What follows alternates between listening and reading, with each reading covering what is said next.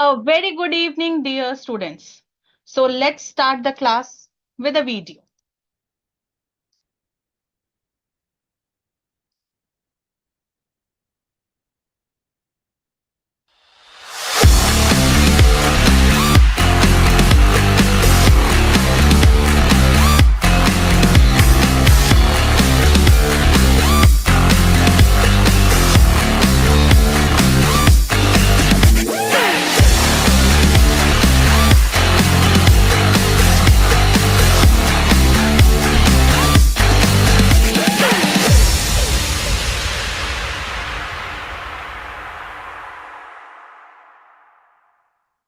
So dear students, this webinar is an induction program for our foundation students.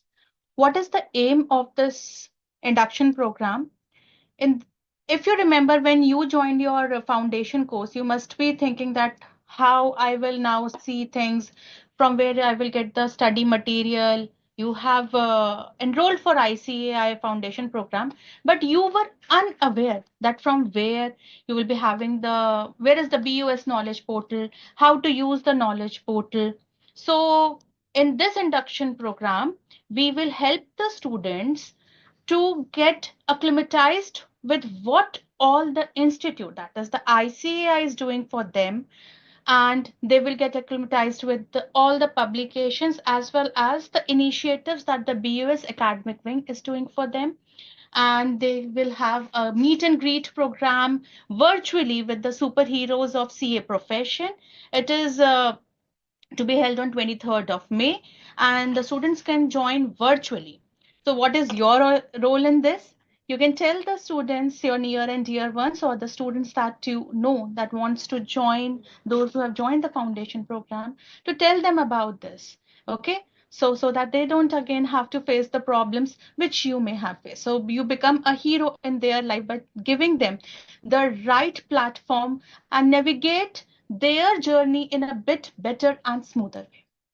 So starting with today's topic, which is your chapter 8 of our study material, what is that? Payment and declaration of dividend. So what do we mean by the term dividend? Dividend means it's covered under section 2, subclause 35. So dividend, what is dividend? It is a portion of a company's profit that is distributed to its shareholders. Okay. And the provisions related to declaration and payment of dividend are covered from section 123 to 127 of the Companies Act 2013. What all it will cover? It will cover the declaration, payment of dividend, then it will cover the interim dividend also. It will cover what? IEPF, Investor Education Protection Fund. That what is this IEPF? Then what are the penalties when there is delay in payment of dividend or there is no payment of dividend? Why we need to read and learn all this? What is the need that the Companies Act has prepared a separate section, you know, for just the dividend portion? So the point is, what is the need for dividend? If you see that dividend, we are saying that it is a portion from the profit of the companies. A company is formed, and what it does is it makes some products or provides some services. But for the purpose of capital, what they do, they take it from the public at large. And in this case, what happens? We are talking specifically right now about equity shares. Preference shares can also have dividend. So what happens is equity shares, they will provide the capital and they want something in return. So that portion, distributable profit में से जो portion हम अपने share holders को दे रहे हैं, that is known as dividend. So this topic is very crucial for understanding the company's financial decision making, the right of shareholders with respect to take having that dividend. And you know, once you receive a dividend, actually share holders के case में क्या होता है, बहुत लोग अपना पैसा invest करते हैं कंपनीज में और उनका dividend is so good when the company is doing financially well, the dividend is so good कि बहुत लोगों का, अगर they are 20-30 years old companies and they are shareholders, they bought the shares at a very low price जिस समय company start हुई थी, तो इस टाइम पीरियड तक उनका डिविडेंड का अमाउंट काफी अच्छा जा चुका होता है, and they have a good amount of money from them. So why it is important? First, it is important from the company's point of view that what all obligations are on the company with respect to if they are declaring a dividend and their payment of dividend. So that is the statutory compliance point of view. And apart from that, shareholders को भी पता चलता है कि अगर उन्हें इतने दिन में, suppose the company has declared the dividend but they have not paid it, तो उनके पास क्या क्या rights हैं, what the right the shareholder is having as per the provisions as contained in the Companies Act 2013. So with this, I will give the baton to our renowned faculty, CAS Srikant sir. I welcome you, sir. Yeah, thank you, madam. Thank you. And Thank from you for giving me this opportunity and looking forward to this session. Thank you. from here on, sir will guide you. So please make the best use of it. Sir, please continue with the session, sir. Yes. Thank you, madam, for that. And just give me 1 minute to share my screen, which I will do now. Okay. So hope the screen is visible. Yes, sir, it's visible, sir. Wonderful. So just give me 1 minute.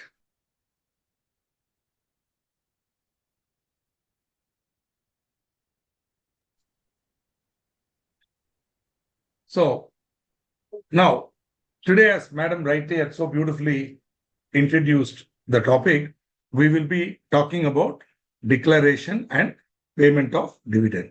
So, chapter by itself, chapter 8 of the Companies Act and our own institute material.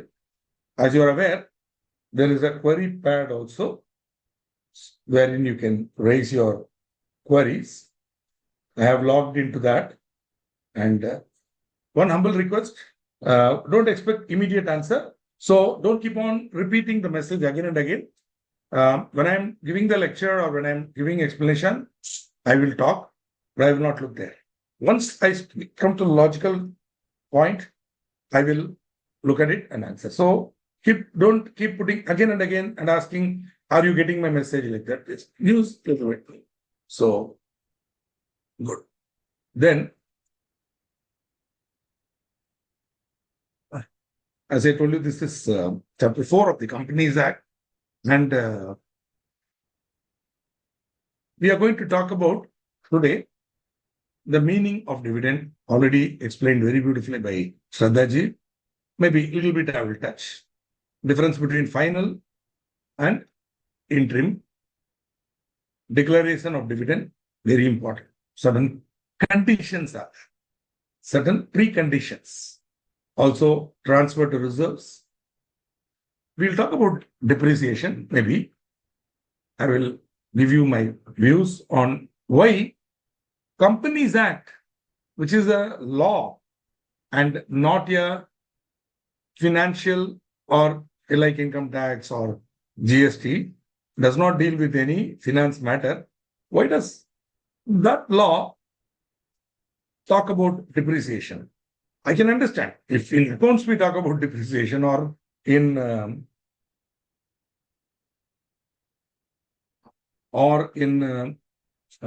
even auditing. But why talk about this in dividend? Okay.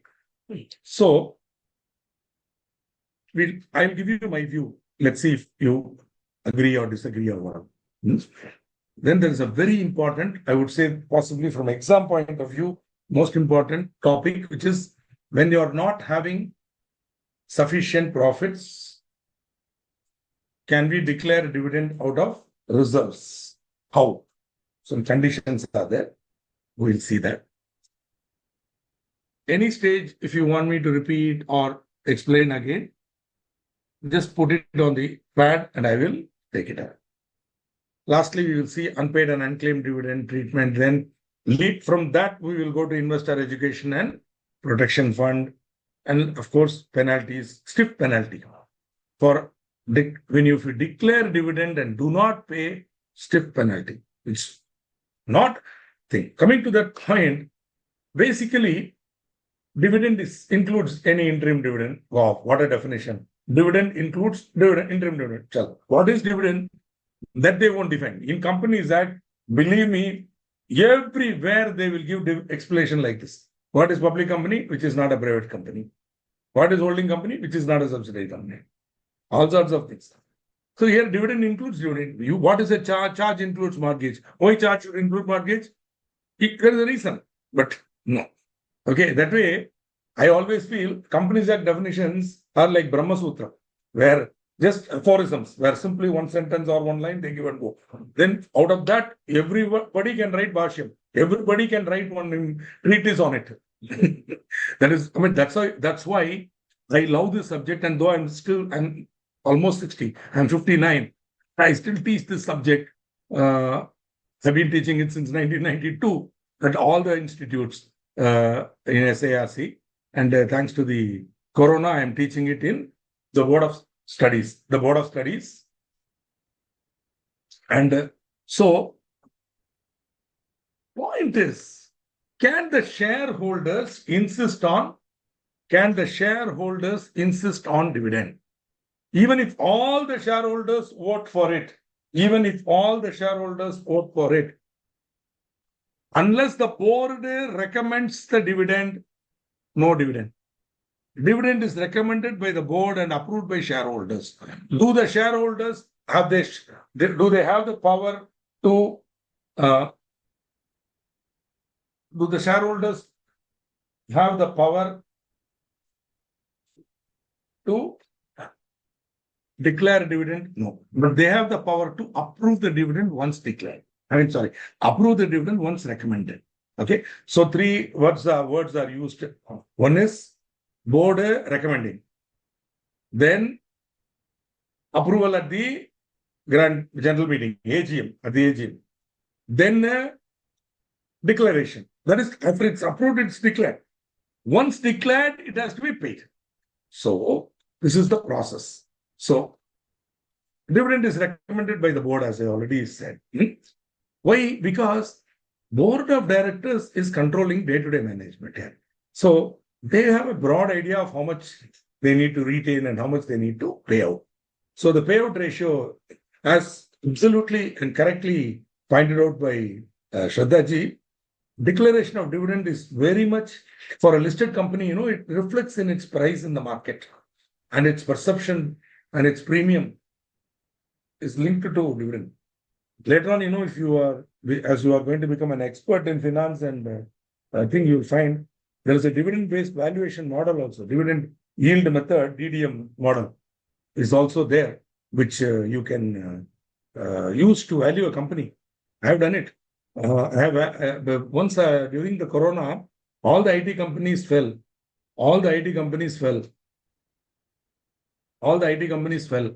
Price fell. Then I was trying to find out if any value picks are there, and I did a valuation there. While I used DCF for Infosys and other companies like Tech Mahindra and all, I did a DCF for TCS.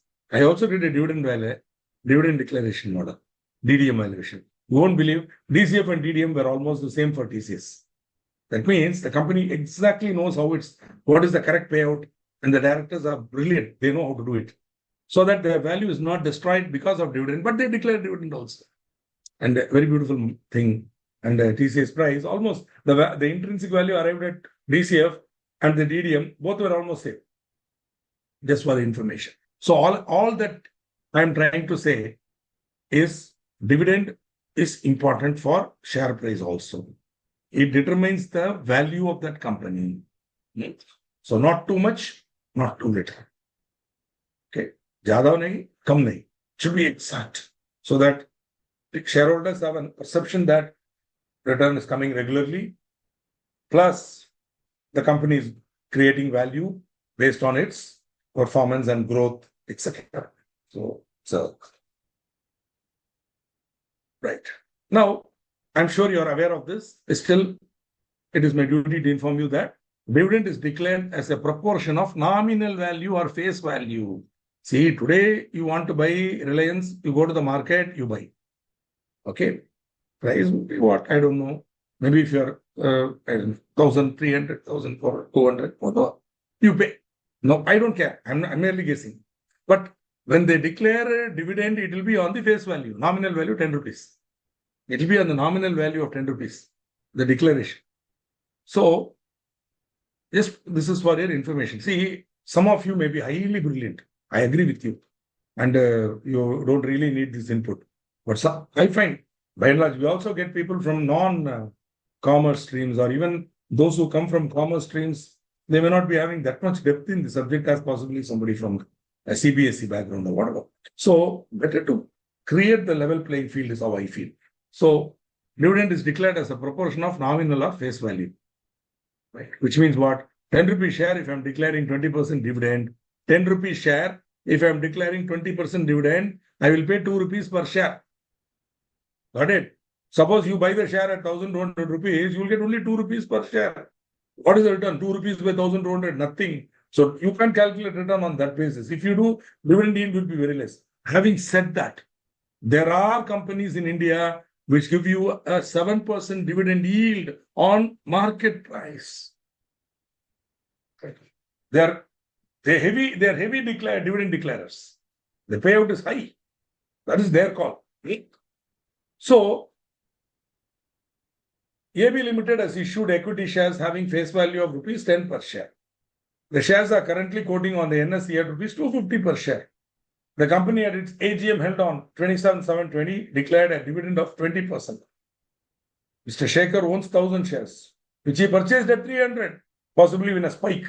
Now again it's settled down to 250. Our man bought it at 300. Now he's getting 20%. On what? On 10 rupees. 2 rupees. The dividend to be calculated on face value is rupees 10. So dividend per share is 20% of 10 rupees 2. So Mr. Shekhar will receive 2 into 1,000, 2,000 rupees. 2,000 divided by 3 lakhs. That's what he invested now. Will be nothing.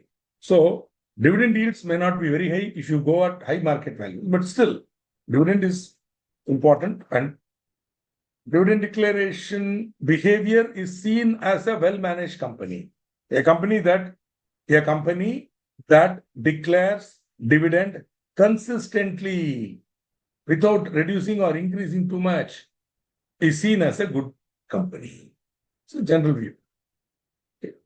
Now, as you are well aware from your earlier lectures in possibly share capital or whatever, there are two types of shares, preference shares and equity shares. Basically, preference shares, dividend is at a fixed rate on the face value. Dividend is at a fixed rate. And it has to be paid every year. If profit is there, it has to be paid. You calculate expenses all over, depreciation over, PAT, then profit available for distribution or appropriation. That appropriatable profit is there, then sufficient to pay dividend, then preference shareholders have to be paid.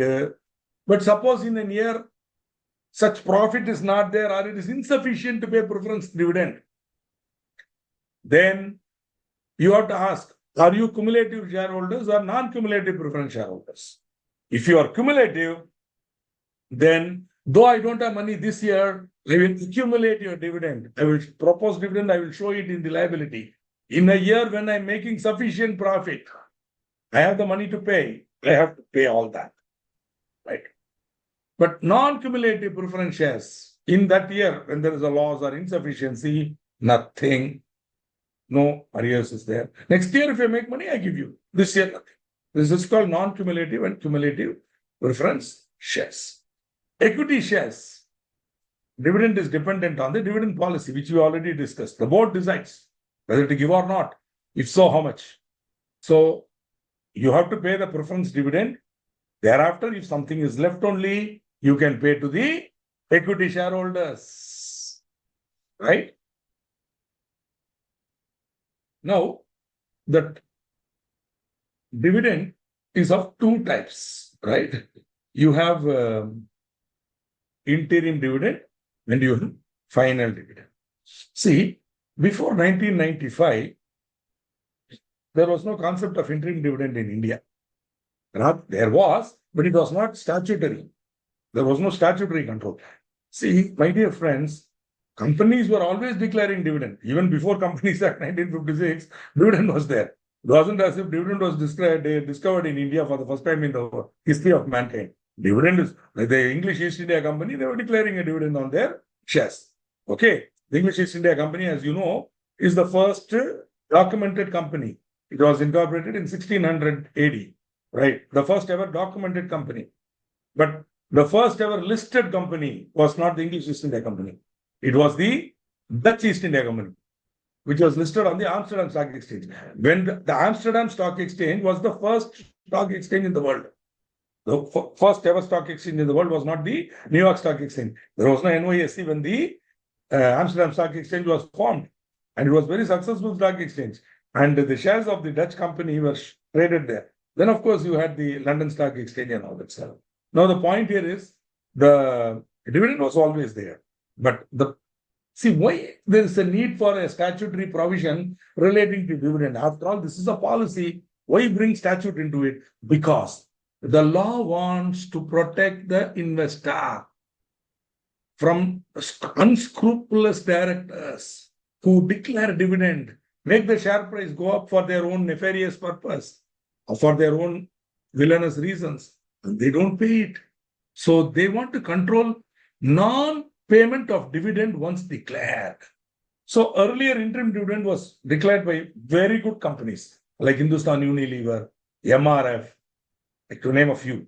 Okay. These companies declared interim dividend also. In other words, during the year, nearing say July or October, such well-managed and highly blue-chip companies can easily predict their profitability and profit.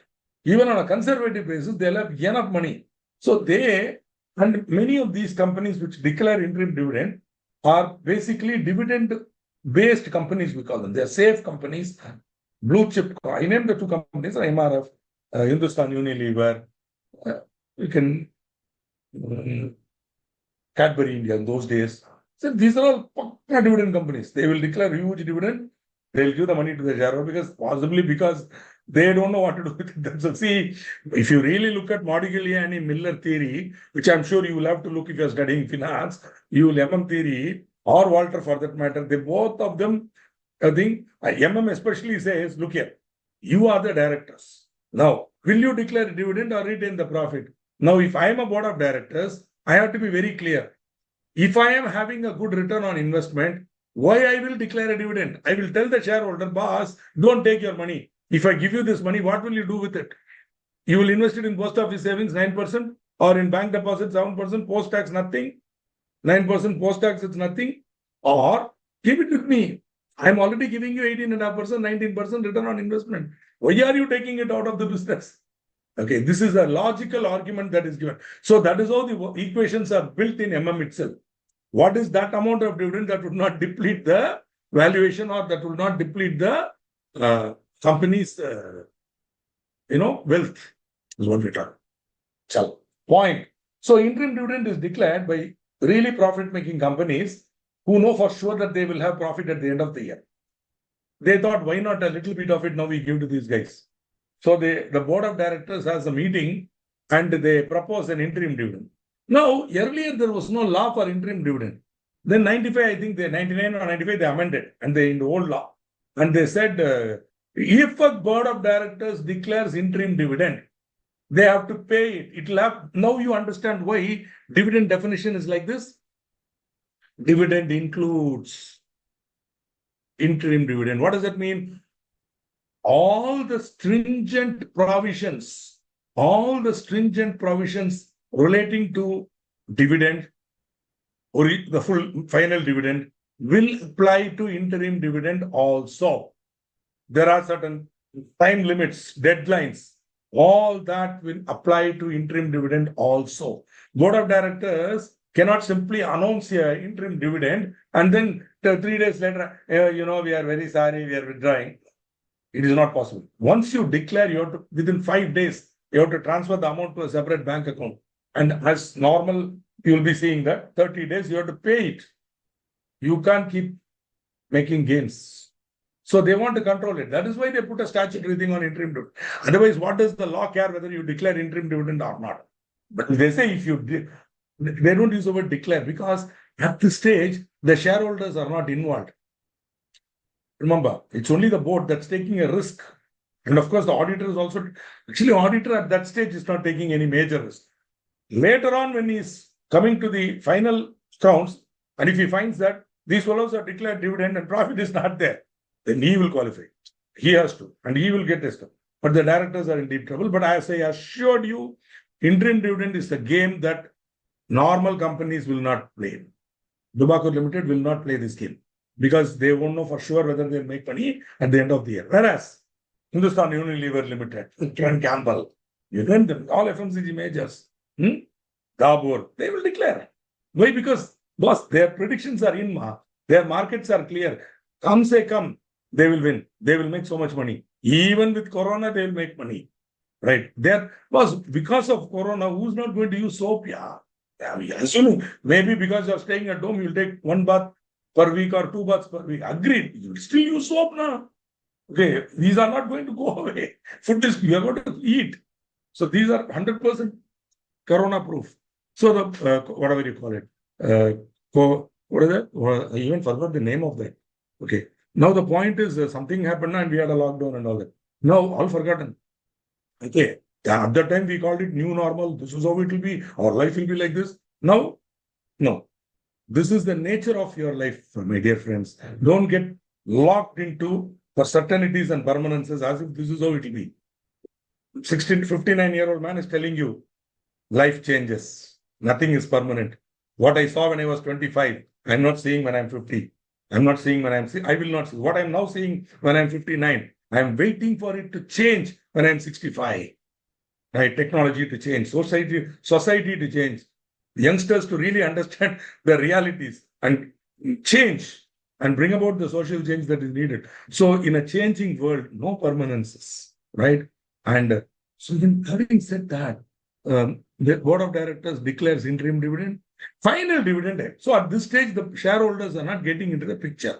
Later on, final accounts are finalized, submitted to the auditor for auditing over, final accounts are prepared. That time again, we propose one final dividend. What does that mean, boss? See, your face value is 10 rupees, ma. In October, you declare 2 rupees per share. That is interim dividend.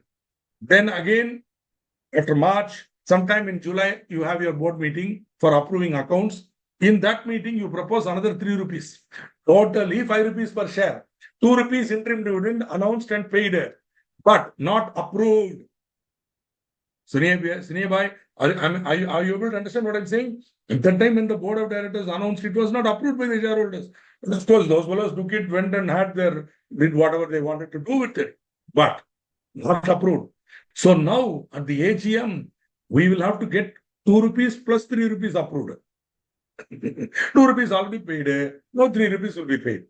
Of course, no shareholder is going to refuse to approve you. After all, you got the money, you spent it, and now here you come and say, I won't approve.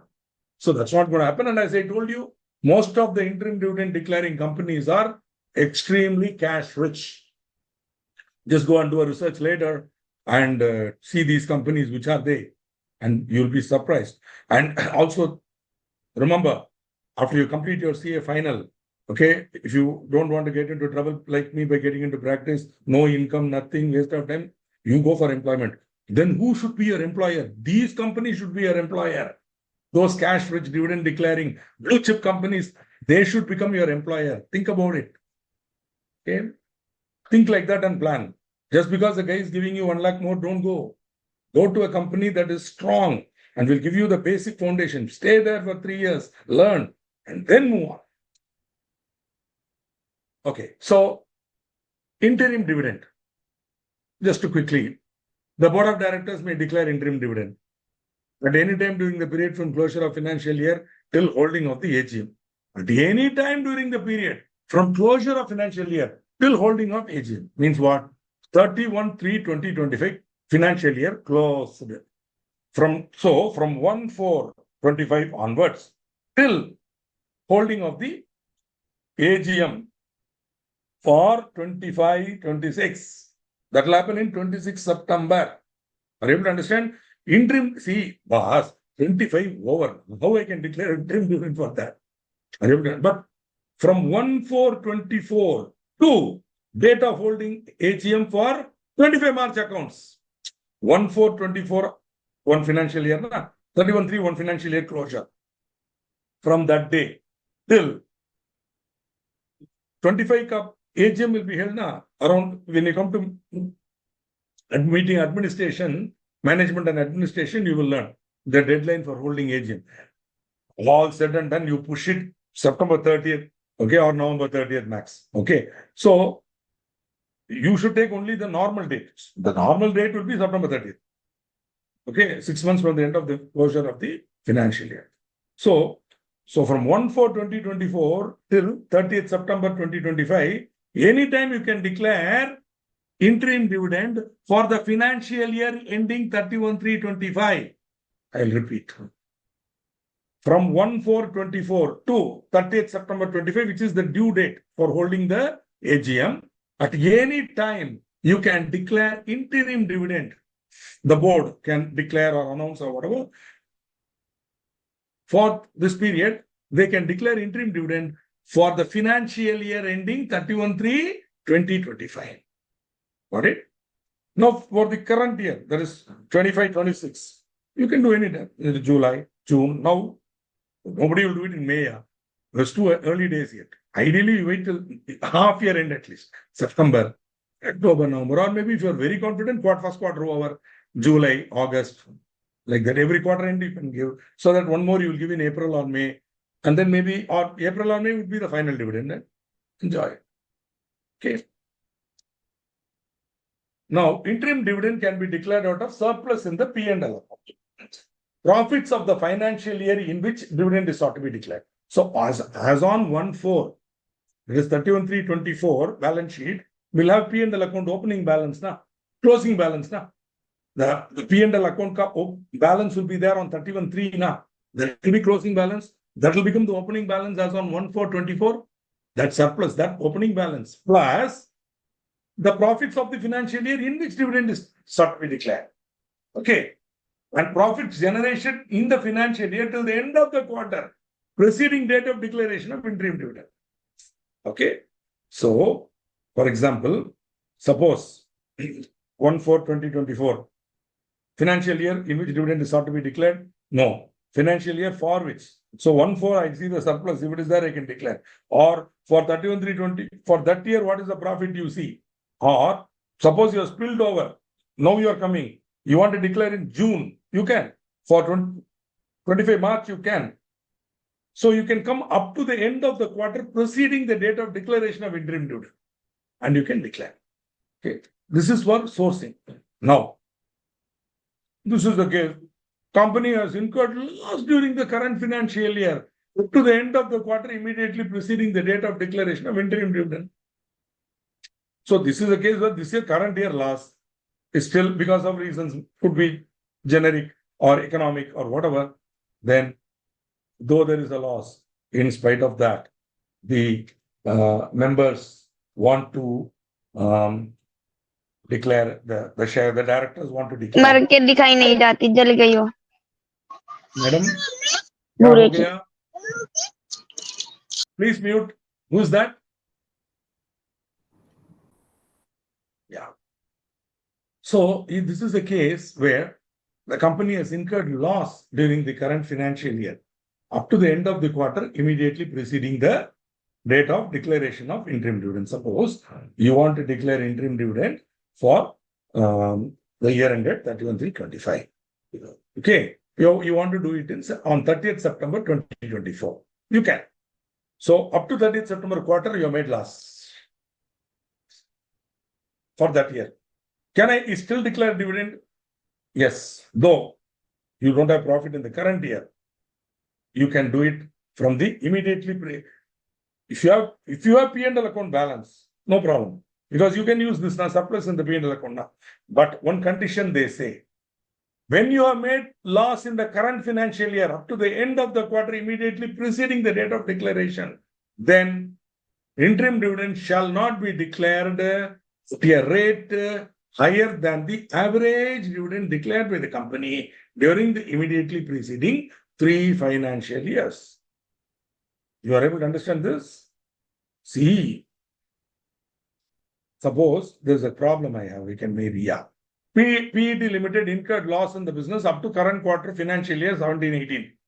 This is a question asked in the exam. That's why I'm not changing the dates also. The company has declared a dividend at the rate of 12%, 15%, and 18% respectively in the immediately preceding 3 years. Okay. In spite of the loss, the board of directors of the company have decided to declare interim dividend. Maybe they have surplus in the P&L account and they want to do it at 15%. Examine the decision of the PET Limited, stating the provisions of declaration of interim dividend under Companies Act. See, this question carries 4 marks. So I'm just giving this as an example to make you understand. 4 marks is not a small number, 4% of the total. So you have to get at least 3 out of 4. So answer is, see, for this question, you cannot answer more than 5 lines. First, you write this. Okay.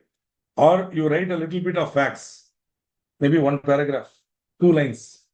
PET Limited has, or rather rephrase. Okay. The board of directors of PET Limited want to declare a dividend for financial year 2007, interim dividend for financial year 2017-18.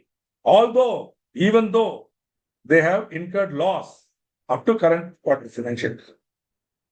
Okay. So the examiner knows you have understood the facts. Now, write this. This is where your knowledge, whatever you remembered, write. The more accurate you are, the better you are.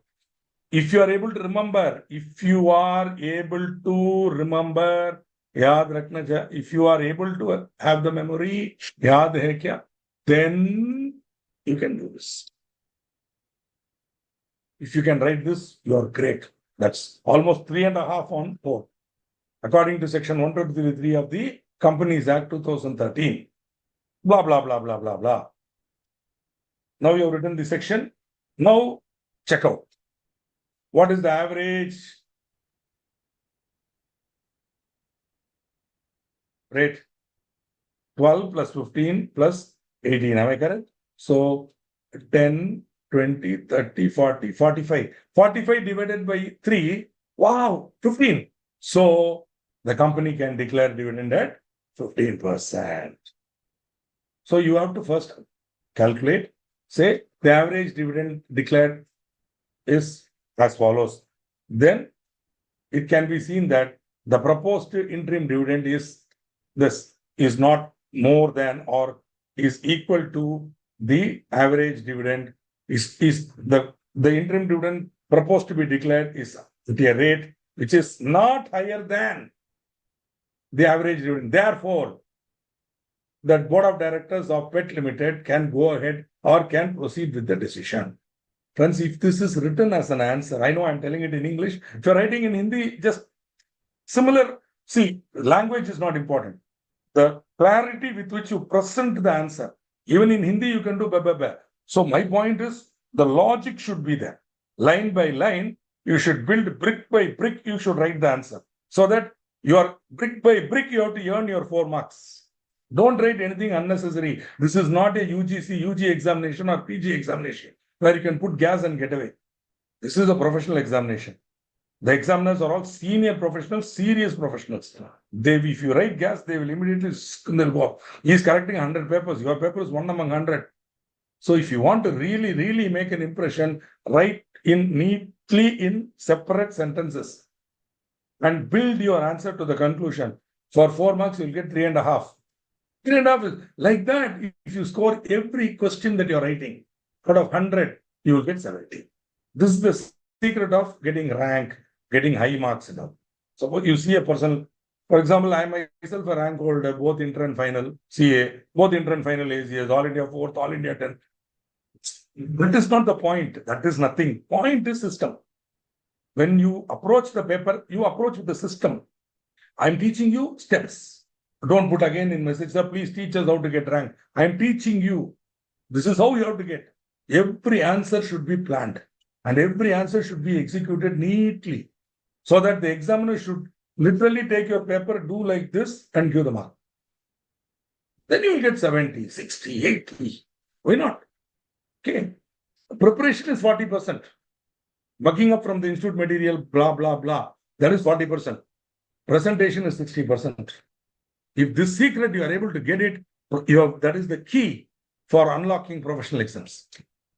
But if you don't agree with this and you think more and more coaching, more and more sitting in classes, listening to faculty, more and more watching online video, more and more studying, mugging up, yes, but that's only 40% weightage. 60% is present. So what you need to do, take the guideline answers, write it on your own, the way I'm telling you. Then verify it from the institute guideline answer, what the institute is expecting in this answer. I'm humbly suggesting you'll get very high marks. Okay. Now, mainly, as you can see now, I have written here now, protection of shareholders.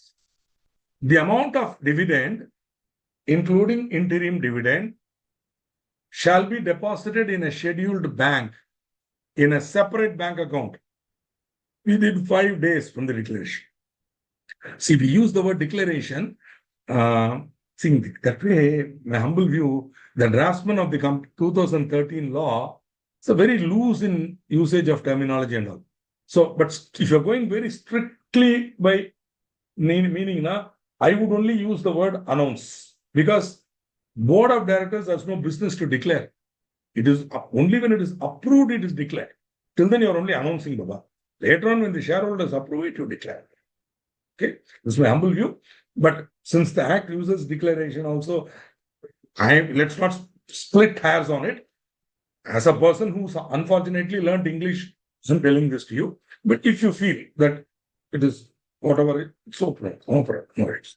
So the amount of dividend, including interim dividend, shall be deposited in. So what should I remember? 5 days. So what is institute interested? Whether you know it is 5 days. Okay, keep in mind. Right? The above condition shall not apply to a government company in which the entire paid-up share capital is held by the central government or by any state government or governments or by the central government and state government. That is basically, this is the definition of a government company. Okay. So if in a government company, this is how it will be. Any company in which the entire share capital is held by central government or any state government or CG and one or more state governments in any combination or by one or more government company. This is the basic difference between definition of government. Here, one difference is if another government company is holding, that will not make it a government company. Only central government and state government in any combination should hold government company. Suppose shares are held by another government company. For government company definition is not included. But here they are saying even that company. Okay. Then where the entire paid-up share capital, please note, the entire paid-up share capital should be held either by central government or any state government. For example, Government of India holds 100% wholly owned subsidiary, no problem. Or wholly owned by very rarely you'll find it.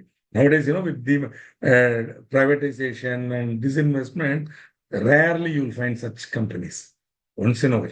But most of the really good government companies are diluted companies. Okay. Or maybe central government is holding 40%. Okay. Maharashtra government holding another 20. Are you able to understand? Tamil Nadu government holding another 20. Gujarat holding 20. Totally 63 state governments are holding and central government company. Okay. Now, or by central government and one or more state governments or by one or more government company. So, central government and one or more state governments. So, or by one or more government company. So, central government is holding 60%. Tangetco is holding, it's a government company holding. Okay, like that. So, any combination. In those cases, the above condition shall not apply. You might ask, why is this exemption given? Because whose money is it? It is, of course, our money, people's money, but finally, to whom does it go? Has to go. Same government only. If this company declares a dividend, to whom it will be paid?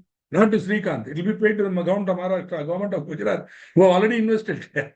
So they want to enter. Even you take, if you want to do something, go ahead and do it. Yeah. So they are relaxing this provision for government company, right? So, but one important condition they say is entire paid up share capital. So no public and all. Only government should be there. The maximum government company can be there. That's all. But the combination, entire capital should be held. Idea is when they declare dividend, it will only go to these fellows. It will go to anybody. So they relaxed it and said, take it. See, sometimes to run the government, these fellows have to declare dividend. Next time when you read the budget being read by our Honorable Finance Minister, check out how much of the budget is being supported by dividend from government companies, public sector. We don't call them government companies, no, we call them PSU. So just check up how much of the PSU dividend is funding our subsidies and our freebies and all that is funded by governments, which in turn charges for petrol. Don't forget that. They raise the money by selling petrol and diesel to us, and it is given to the government, which goes as a freebie. See, you might ask, why are you telling all this? You idiot, you are only a teacher. Teach. Agreed. But I'm also a chartered accountant. And as a chartered accountant, I am taught to think. See, in 1987, when I entered the institute in Chennai at Nungambakkam, the institute did not teach me accountancy or income tax and all. It was not a coaching center.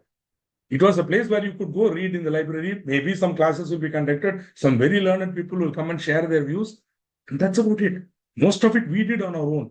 So the institute actually taught us how to think and how to understand and how to learn.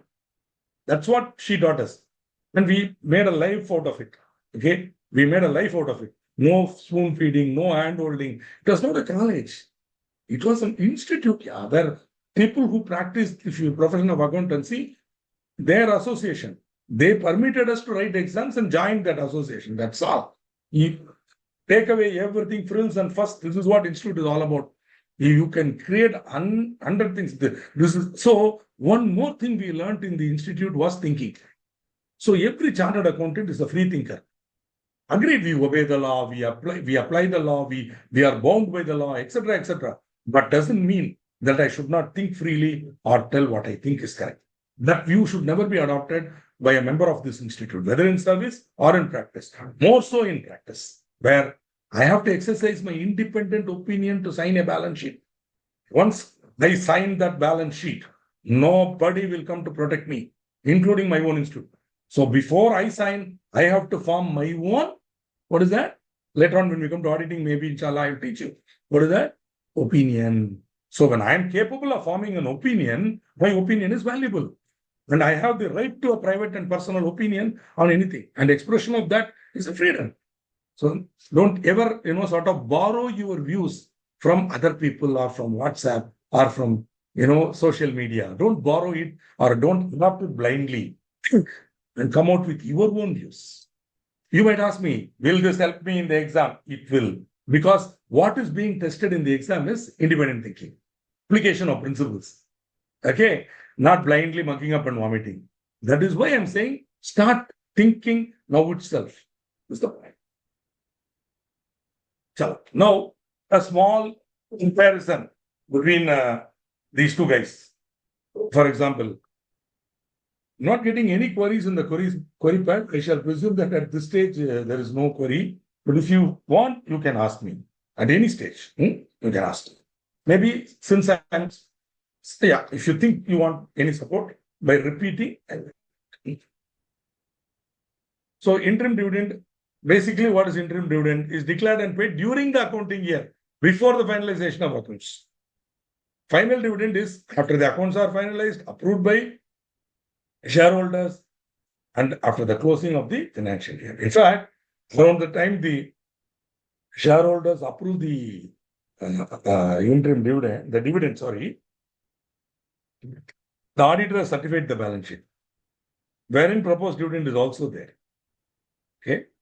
So if they don't approve it, it will be reversed. But if they usually approve it, who will not approve it? So announcement. Now you see the word announced by board of directors. Chalo, no problem. Whereas it is recommended by board of directors, approved by shareholders, and of course declared. Time of declaration before preparation of financial statements.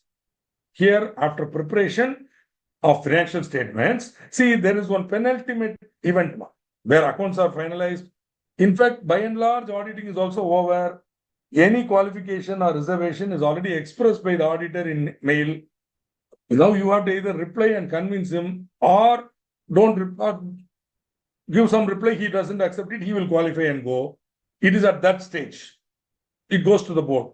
Then almost on the same day when the board has signed it, the auditor will sign it, give his qualified opinion or unqualified opinion. In that document only dividend is also there. So that board meeting is very crucial. When the dividend is recommended, in that board meeting only the accounts are also signed and sent to the auditor for auditing. For signing. Before preparation of financial statements, right? After that, revocation. Can it be revoked? See, board cannot do it. Having announced or declared a interim dividend, board of directors cannot do it. But in extraordinary circumstances, they can fall at the feet of the shareholders, get a unanimous approval of the shareholders. Even then, any shareholder can complain, because what is being violated here is your group right or your membership right as a member of a body, not your individual right. Your corporate right is being violated. So they announced it and they're not paying. So if all agree, they can. If all agree, even if one guy doesn't agree, sorry, pay, because that one guy, his corporate right is being affected. He is entitled to the dividend. He can file a suit against the company for it. Okay. So it can be revoked, but only with the consent of all the shareholders. Sub. Okay, all. Sub is very, very important, not Subway. Subway is a fast food, not even a fast food, it's a healthy food joint. But all, very important. Because unanimity, it is not only those shareholders who attend. It is all. Means every guy whose name is in the members registry should agree. It's not easy. Final dividend cannot be revoked. That's it. You can't do anything. You declare it, pay it. That's all. Okay. Non-payment of declared dividend, we'll see. Stiff penalty, including imprisonment. So be careful while declaring dividend, is what we said. Sometimes, because they want to go for IPO, some board of directors, family-owned businesses, they will declare dividend. They want our money. I'll ask them, brother, where is the money to pay? No, Mr. Srikanth, we can do book adjustment. No. What adjustment? You have to pay within 30 days. Otherwise, you have to transfer it to the investor education fund. If you don't do that for everything, there's a penalty. No. What is this? Law is not fair. Correct. When did we ever tell you that the law is fair? Law is unfair. Okay. Welcome to my world, I used to say. Then I will tell them, if you have money, declare. Otherwise, no. No, consultant is telling, if I declare dividend, I can go for IPO. Straight away see the connection. I said, no, sir. A company which has consistently declared dividend and paid it for last 5 years is seen as a worthy company for listing. In that bracket, you have to come. Oh, Srikanth, you are telling me many, many new things. All these consultants are telling us. I said, he is not a qualified chartered accountant. He is a financial consultant. He doesn't know law. Forget, he doesn't know finance, he doesn't know taxation, nothing. Fellow finished BCom, went into business, merchant banking, did some nonsense, coming now telling all things. If you're going to listen to him, that is your call. Whereas I am a qualified professional, member of the Institute of Chartered Accountants of India. I've gone through an RTO's examination. So who's got more knowledge? No, you only have. Okay. So why I'm saying now, assert ourselves as members of this institute. Okay. It does not require any specific provision in the articles. For final dividend, no provision.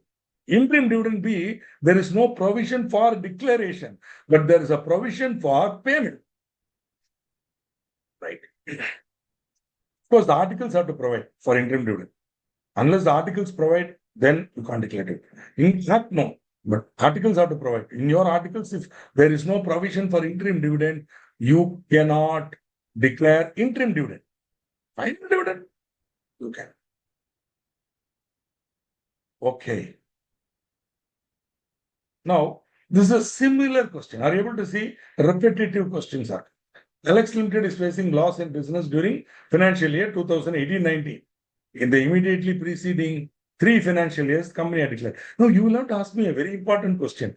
What happens if in one of the years they have not declared? Then,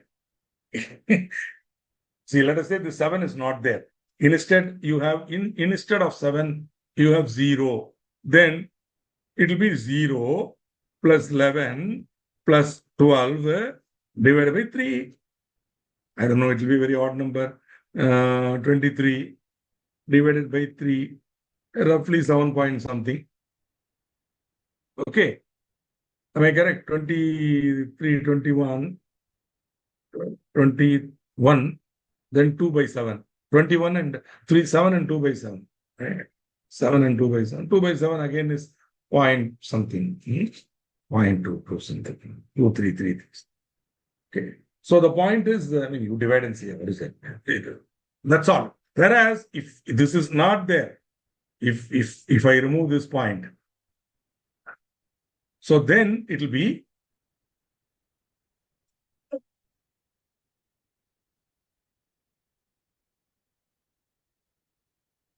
seven plus 11 plus 12 by 3.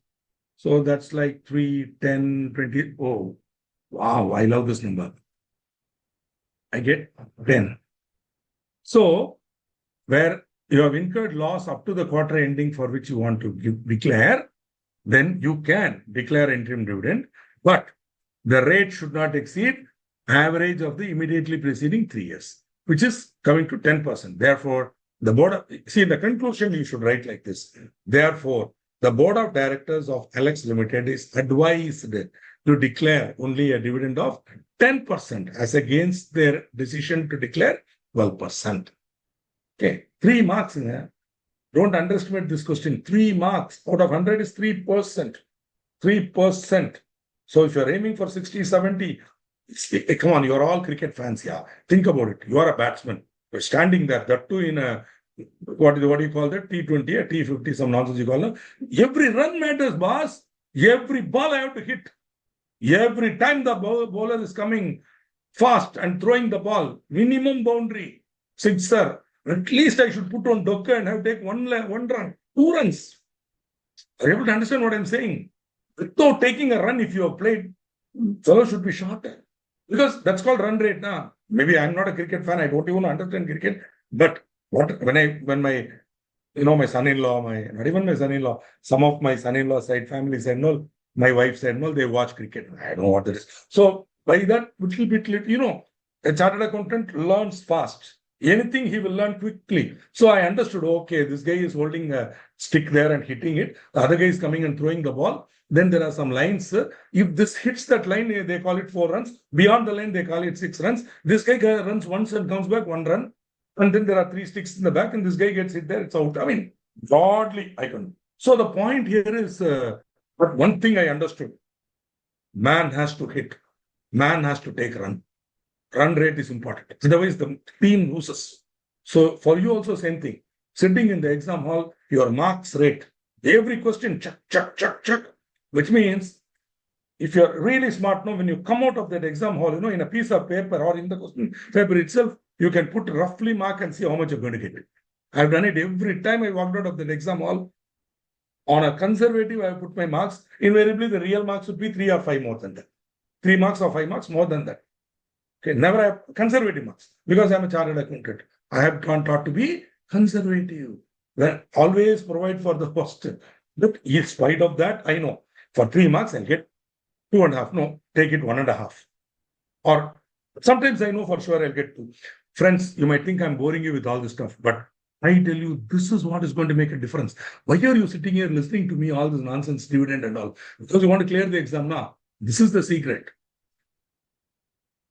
Okay.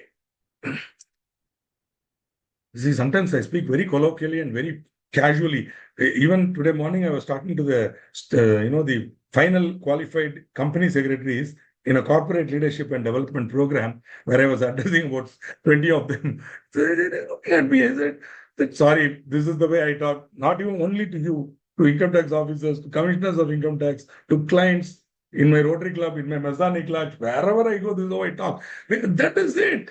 Okay, why put on some show as if nothing? So this is not there. If you have knowledge, you prove it. If you don't have knowledge, merely by talking professionally, nothing is. Maybe two questions later, they will know you don't have the knowledge.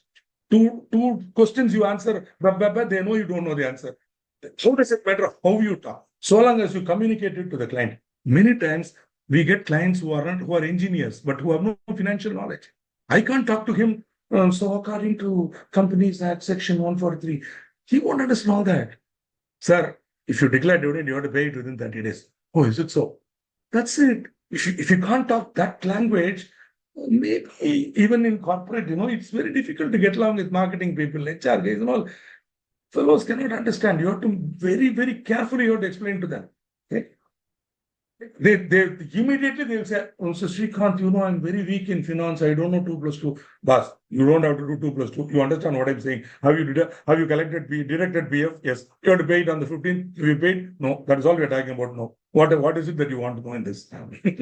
So to him, I can't quote Income Tax Act Section 43A and all. Yeah. On 43A itself, I know 15 different case laws on when it is allowable, when it is not allowable. But to this guy, I can't go wasting his time. Okay. Now, coming to the point, sources of declaration of dividend. Just like we saw for interim dividend, for final dividend. Current profits of the current financial year. Profits arrived at after providing for depreciation in accordance with Schedule 2. Now, the Companies Act 2030 made a big change. As you know, later on, maybe we will see it if you, maybe, inshallah, we'll see. Whoever is teaching you or whatever is teaching you, they will teach about IFRS and India's and all. Now, one of the important mission, MISSION, mission of the MCA is to somehow introduce IFRS into India. Agree. It's a very good idea, and I'm totally for that. So instead, what they've done, they got an IFRS clone, which is India's. Now, one of the important problems it's a good thing in IFRS and in India also is componentization. Meaning what? If suppose you have a machine, you cannot provide depreciation on the whole value of that machine at a single rate. You have to break it into its components and see the wear and tear, or not just wear and tear, but useful life of each item. So that somewhere there is a link between depreciation and the useful life of the asset. So depreciation is not a percentage. Unfortunately, the Income Tax Act giving nice, convenient percentages makes it seem as if suddenly, at the time of creation of the earth itself, depreciation on machinery shall be 15%. Some announcement like, Moses got in the wilderness of Sinai at the foot of Mount Horeb. 10 commandments like that. Depreciation on machinery shall be charged at 15%. Thank you. We come back. It's not like that. Depreciation is not a percentage. It is based on the useful life of the asset. So see this mobile phone, I purchase for X amount, whatever, forget the amount. How long I'm going to use it? 5 years, 3 years, 5 or no way. 3 is a fair estimate. Maximum. Because here it's not wear and tear, brothers. For a mobile phone, it's no longer wear and tear. See, this fellow Samsung will come out with a better model 2 years later. I bought it 9 months or maximum 10 months ago. Now, 1.5 years later, this fellow is going to come out with a better fold, ultra fold, or something even better from this. Now, at that time, with my tongue hanging out, I want to buy it. Now, so what is the useful life of this mobile? Conservatively, 2 years. Now, at what price I bought it? Now, in my books, how I should depreciate it over its useful life. And it sounds very facile, but that's not how we do it. The Companies Act has given a schedule wherein the Ministry of Corporate Affairs, in all its wisdom and its prescience, has decided for these assets, this will be the useful life. So based on that, we calculate the depreciation on a pro rata basis from the date of purchase up to the date of 31st March or date of financial statement. We can, you know, all that. I don't have to. People like you who are already brilliant in accounting and financial reporting, I should not waste your time. But as a teacher of law, I'm going to ask you a different question. Why does, as I already told you now, why are they saying declaration of dividend can be done only out of profits arrived at after providing for depreciation? Why does it matter? Why is depreciation getting into this? As I told you, it is subject for Ind AS, financial reporting, blah, blah. You are after all law. Why are you talking about depreciation? This is a question that if you are an intellectual accountant like me, you have to think. But if you are a mugger vomit and exam pass karo, sab kaam ke liye, then no problem. You don't have to think on these lines. But if you are an intellectual like me, you will have to think. And maybe listen to what I'm saying and try to understand why the Companies Act is providing for depreciation before declaring dividend. Okay, now I will try to explain this to you. Okay, I will try to explain this to you in a separate, I will create a small area here, which I will use for writing. Okay. Almost like a whiteboard, huh? Because I can, of course, use the whiteboard in Zoom and all. What's the big deal? Yeah.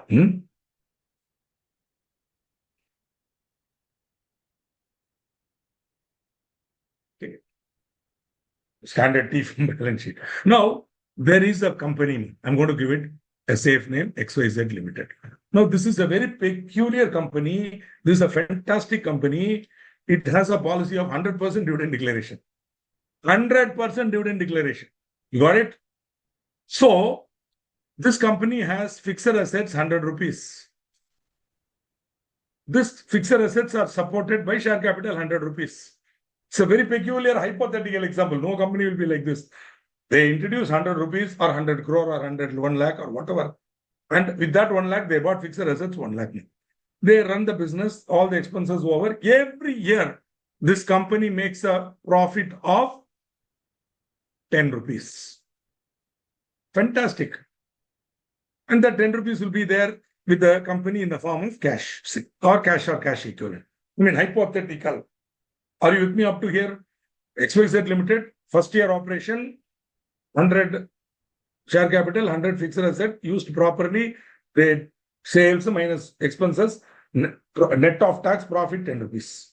Now, our friends have a 100% declaration policy. So what they have done, at the end of the year, the directors have declared a dividend and paid it also. Pakka, they've done it. So around September 30th of the next year, this is how the balance sheet looks.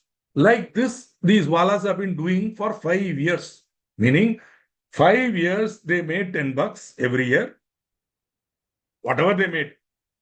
And that 10 bucks, they declared dividend. Are you able to understand? Now, whether they did correctly or not, how to know? Simple. I will like to ask only one question. What is the useful life of this asset? We shall presume 20 years. Presume that this asset can be used for 20 years. That means I have to provide 5 rupees depreciation every year. I have to provide depreciation 5 rupees every year. Correct? So, in an ideal, so have you understood 20 years useful life? I have to provide for 5 rupees depreciation every year. Okay, so go back to the first year. Let us go back to the first year. Go back to the first year. First year, profit 10. Pre-depreciation. Correct? Minus depreciation. 5. So 5 is there. Okay. So total shareholder wealth is 105. Now, in FAI, reduce it 95. Correct? 95. Now, what is your policy? What is your policy? Full declaration. Do it. This 5 rupees will the beauty is it will be available 10 rupee here. Are you able to understand? You are all expert accountants. You will understand. 100 rupee fixed asset. During the year, I made 10 rupee profit. Correct. That 10 rupees is here. I have to adjust depreciation. So profit is reduced to 5. But cash is still 10. Fixed assets has become 5. I got it. Now your superb board of directors policy, what is that? 100% dividend declaration, Mr. Srikanth. Okay, done. Take it. Enjoy. But I won't take this off. I'll come back here. This cash wall also will go. But here I will have still got 5. Are you able to understand, my dear friends, what's happening here? In profit, of course, 10 rupees will go off. Right? 10 rupees will go off. Here I'll have only 5.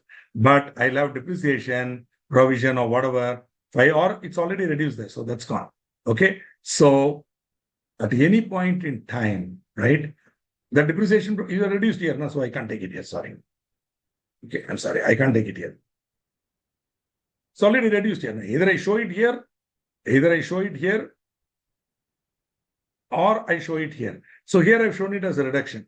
It's a presentation. That's as per the Companies Act, you don't do it this way. You will show provision, accumulated depreciation separately, fixed assets at cost, then less. And that's okay.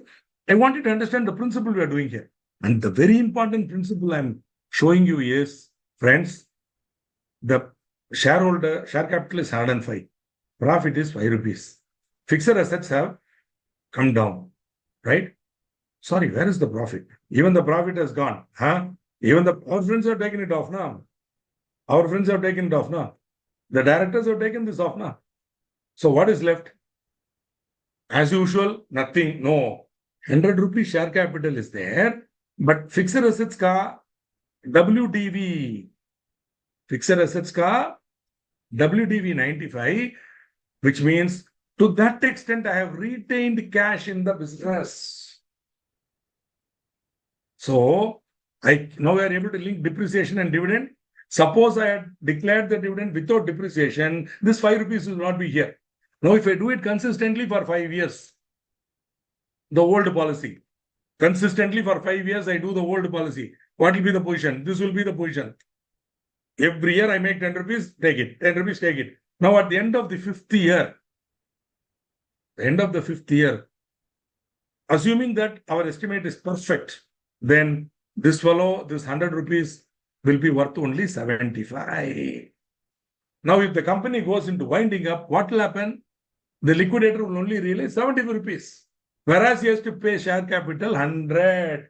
So technically, what this company has done, if you are really following me up to here and smart person, you will understand what they have done.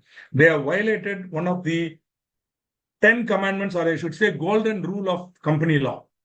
Believe me, rules of company law. It's like a commandment, which is, thou shalt not declare dividend out of capital.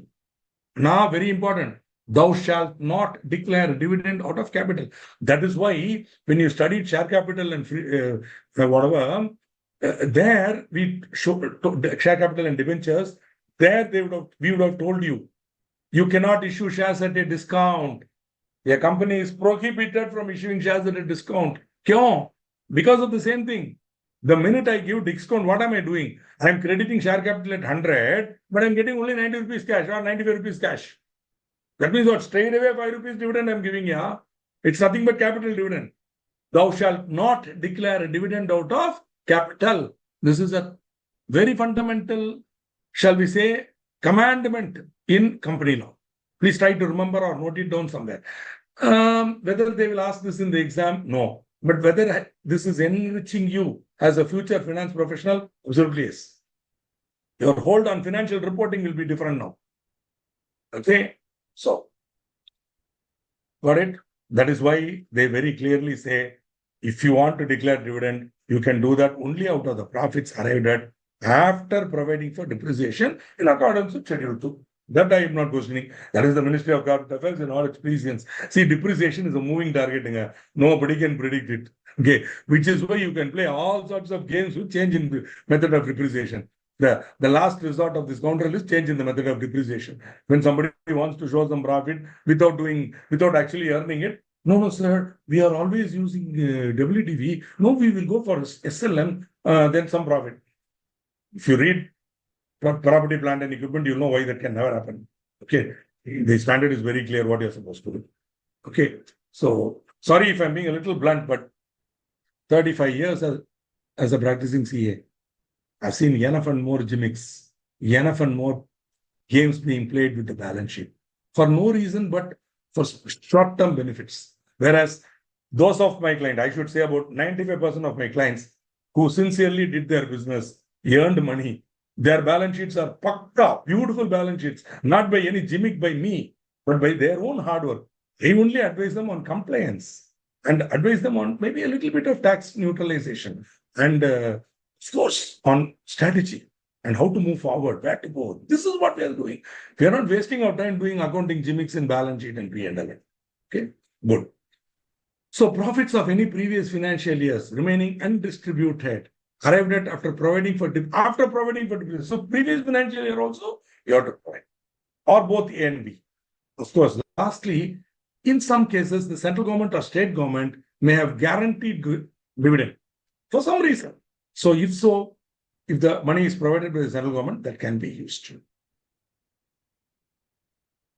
Now, it is a little surprising that I am not seeing. Yeah, I have at last one question from Ms. P, who is asking me, sir, for financial year 24-25, interim dividend can be declared at any time from 31/3, not 31/3/25, from 1/4, Madam Ms. P, from 1/4/24 to 30th September 25. Because see, when did the financial year 24-25 start? It started on 1/4/24. From that day, you can declare right up to 30th September or right up to the day your accounts are finalized and your AGM is held. Whichever day. 30th September is only the last date before which you have to hold it. But suppose you're holding it earlier, then that day. Interim dividend can be. Okay. So I hope you have understood. Please confirm it if you can. So from 1/4/24 to 30th September. Not 31/3/25 to 30th September. There is not interim dividend. See, many companies, MRF declares it in October, meaning for 25 March, they declare dividend in October of 24. Why not? Because in October, they know what money they will make by 25 March. Point is, even after the year is closed, maybe April, May, June, your accounts are not finalized. Still, you want to declare a dividend, you can do that as interim dividend. But suppose your accounts are finalized by June, July, then why will you go for interim dividend? As well, finalize your account, call the auditor, sign Garo. Before that, you say we are going to declare dividend at 14%. Chalo. But time is 1/4/24 to 30th of date of presentation of accounts at AGM. You got the point? But if I have come to that stage where the accounts are finalized and available, an auditor is going to sign off, etc., we will hold a board meeting and final dividend itself will declare it. Okay. Are you able to understand? So they don't want to restrict you to 31/3/25. They're saying from 1/4/24 right up to when. So the idea is another 1 quarter you have. That is March, April, May, June. Even then you can declare an interim dividend. I hope I've clarified to you. Yeah. So profits for the current year, after providing for depreciation in accordance with Schedule 2, less previous year losses, if any, depreciation not provided in previous year, now you have to reduce it. Unrealized gains, notional gains. Okay. Thank you for confirming, madam. Gain from revaluation of assets, capital profits. Okay. Now, this is the next issue then. Whether a company can declare dividend on capital profits. Now, there are two views on this. Normally, you cannot. For example, capital profits may arise out of reissue of forfeited shares or merger, etc. Those capital profits you cannot touch. Security premium itself is capital profit, not available for declaring dividend. Okay. But look at one situation there. So capital profit is different from capital receipt, shall we say? The idea is when revenue or profit or is related to capital item, like share capital, For example, a company which has issued ESOPs, okay, would have collected money for the options now, 1 rupee per option. No, that is an income, yeah. That's a capital profit. Am I correct? Because you're not going to give it back to him. Later, when he exercises the option which he purchased at 1 rupee, you're going to take the entire price of the share from him with premium, whatever you fixed. So this 1 rupee is clean your money, but you cannot use it for declaring dividend. You would include it in P&L, you jolly will reduce it. Normally, we don't take it there at all. Amount received for options, we'll show it under share capital. Reserves and surplus, that is better. Because I can't show it under share capital also. So I show it under reserves and surplus. But it is a capital profit, not a free reserve. This is a very important point. Why I'm giving you these examples and all, see, there is another case. There was a famous tea estate. It was called None Such Tea Company. It was in Uttarakhand in the Nilgiris. The company had a lot of estates. It was doing well, but suddenly they felt enough with this business and they decided to sell off the 2 of the estates and realize the money and take it. So they sold it. Sold the 2 estates. They made a huge capital profit now because sale of it. Money, put it in the bank. Question, can they declare dividend out of this money? Answer given by the then Privy Council was, yes, you can. You can. After all, it is your profit. You invested in that estate at this rate. Now you want to sell the estate itself. You have realized money now. So after all, where will you put it? You don't want to invest it again in this business or whatever. You want to take it home, take it. Declare it as dividend and take it. So there should be difference between profits relating to capital and capital income or capital receipts, like receipts arising on sale of a fixed asset, which is realized in cash and available with the company.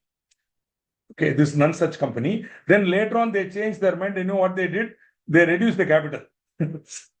So what they did, they had doubt. So they were hitting this side and that side and this side. So finally, somebody advised them, don't take a risk. So what can we do? Then they said, you go to 67, I think, or whatever, 66, where you can reduce your capital. How you, like current 66, in those days 100. You go there and what you do, you reduce your capital and return the capital in excess of wants. There is a provision there. You can reduce the capital and return the capital in excess of wants. So paid up share capital, you bring from 10 rupees per share to 10 paisa per share. Then pay back that 90 paisa along with the premium. Hai na? You value it will be more. Na? This capital. Hai na? So that also you pay and you pay it off back to them. Though you can also declare dividend. Recently, one of my clients, they formed a company, about 18 of them came together to form a company for setting up a pollution control equipment. They were all leather merchants. So all of them they needed that particular area, pollution control board. I said, you have to set up a, what they call the pollution control plant, okay, where emission treatment plant. The emission treatment plant has to be put up. So they did the study, they located the place and they got approval and all that. They bought the land also, they contributed, bought the land. Once the land was bought, it was unfortunate that the Tamil Nadu General Development, the Electricity Corporation, their wire went into this land here. It was very deep. And so they were having some coconut trees in that land. Those coconut trees were cut. So that was one case we argued with whether that was an agricultural income or not. I appeared before CAT and I got the order. Clearly faceless assessment, I got the order. It is agricultural income, no tax on it. Then this wire is going through, so they cannot set up the plant. Emission control plant cannot be set up. Now that land is sitting there, what to do with it? What to do? 10 of them will come and sit in my cabin, drink coffee and talk. Finally I said, Baba, what to do? You sell it. No, sir, we need. Luckily, this coconut money had come. What to do? I said, that you take it as dividend. So we declared dividend and gave it to them. But my opinion is that if they sell that land, how will they take it up? Why reduce the cap? Maybe winding up you have to do and pay. But I feel that if that money is sale of fixed assets, if the amount is retained, available in cash, you can declare a dividend out of that. I am not giving a conclusive statement. There are 2 views on this. But both the views are expressed by courts consistently and the case laws are there for both views. So my suggestion, in case you get, for example, not in this topic, in other topics like share capital and all, you have to find out free reserve. There, if they give capital profit, be clear. Or if you want to ignore it and say no dividend, clearly write. It is assumed that capital profits relate to share capital or capital items and therefore not considered. But if you want to do it, if you want to include it in free reserve, then clearly say it is assumed that the capital profits arise out of surplus realized on sale of assets available in cash with the company. What? Surplus realized on sale of assets available in cash. Cash means cash equivalent. In cash with the company. Okay, cash, don't say immediately currency note. It is actually cash equivalent in current account. Okay. So, dividend shall be paid by a company only to the registered holder of such share, or to his order, or to his banker, and shall not be payable except in cash. Again, I say don't confuse cash with cash. It's not as if they'll come to the office, you'll have a counter, they'll take cash and go. No. What they mean is bank transfer only. See, today, listed company declaration of dividend is too easy. Okay.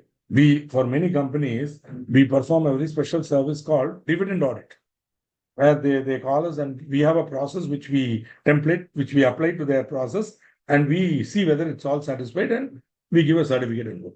Now the point is, finally payment of dividend is how? Very easy. You have each shareholder is dematerialized share. They have a DPID. Now that's all. Based on the DPID, we can pull out their bank details, which is the, shall we say, designated bank account.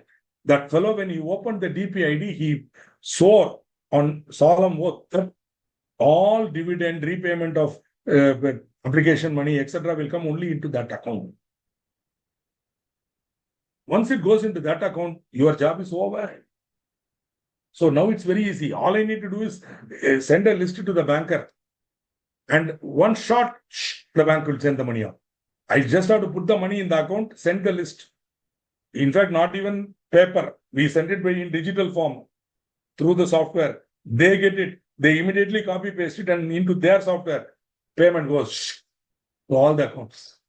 Which is why your unpaid and unclaimed dividend should be coming down in the current scenario.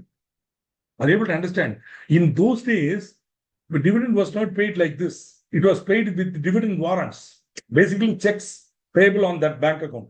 So these dividend warrants will be posted. So they will go to Munusami, Kupusami, Ramasamy, who will take to the bank, deposit, all that. Some fellow will forget to deposit, or maybe for reasons best known, he doesn't want to disclose this share. Therefore, he won't encash the dividend check also. Simply he'll tear it and throw it away. There are reasons why. Are you able to understand? Or there are cases where very old people, they will invest in some company.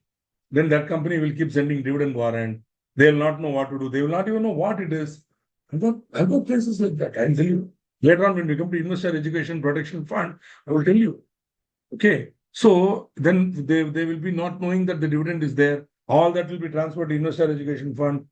We'll come to that. When we come to IEPF, I'll tell you more about it, about these pathetic cases. Point is, you have to pay only to the registered shareholder, or to his order also. You need not see. Suppose he says, don't pay to me, pay to somebody. You can take a mandate. We'll be seeing that also. In case there is a dispute, if there is a sale of a share and then there's a question who should get the dividend, the transferor can give a mandate directing the dividend to be paid to the transferee. Okay. Or you can make the payment to his banker. But it should be done only in cash or cash equivalent. Well, means you cannot make adjustment of account and all. Suppose he owes you 2,000 rupees. Company, he owes 2,000. You have to pay him 4,000 dividend. You cannot pay net to 2,000. No. You have to pay him 4,000 fully. Collect the 2,000 at your own convenience. You can net off. No lien on this. Dividend, no. Share lien is there, but dividend, no lien. Okay. Now, declaration of dividend does not affect the company's power to issue fully paid up bonus shares. Meaning what? In a year when you are declaring dividend, you can also give fully paid up bonus shares. Both bonus shares and dividend will have the effect of reducing the free reserves. In the case of bonus share, security premium account, capital redemption reserve, all that can also be used. But ultimately, bonus share, no money goes out. Only book entry from reserves and surplus, we push it up to share capital. But once I declare a dividend, money actually goes out. So you cannot issue bonus shares in lieu of dividend. You cannot say, you know what, my dear friends, this year we want to declare 500% dividend. Means on a 10 rupee share, I want to give you 50 rupees. But I won't give 50 rupees to you. Instead, suppose I owe you 5,000 rupees, divided by the market price, I'll give you bonus shares. Or some ratio we for every one existing share, I'll give you 2 bonus share, whatever. 50 rupees worth share, I'll give you first. Sorry, no, not possible. 50, you want to declare 500%, 500%, declare. Give it. You can't convert it into share capital. No. If you want to do that, issue bonus shares. In fact, if Mr. Mukesh Ambani were to ask me, whether he's going to ask me, if he were to ask me, Srikanth, you want bonus share or you want dividend? Means my current dividend I will declare. But instead of declaring, say I will declare another 10% dividend. You want that? Or I won't declare that dividend. Instead, I'll give you 1 bonus share extra, which you want. For every 1 share, I'll give you 1 share. I'll say, Mr. Ambani ji, please keep your dividend, give me the bonus share. An equivalent bonus share, assuming that he makes it equivalent and all. But thing is, Mukesh cannot say, I will declare dividend and instead of giving money, I'll give you share. No. But instead he says, Srikanth, you got an option. Either you take my share proportionately or you take my dividend. Either of this, which you want.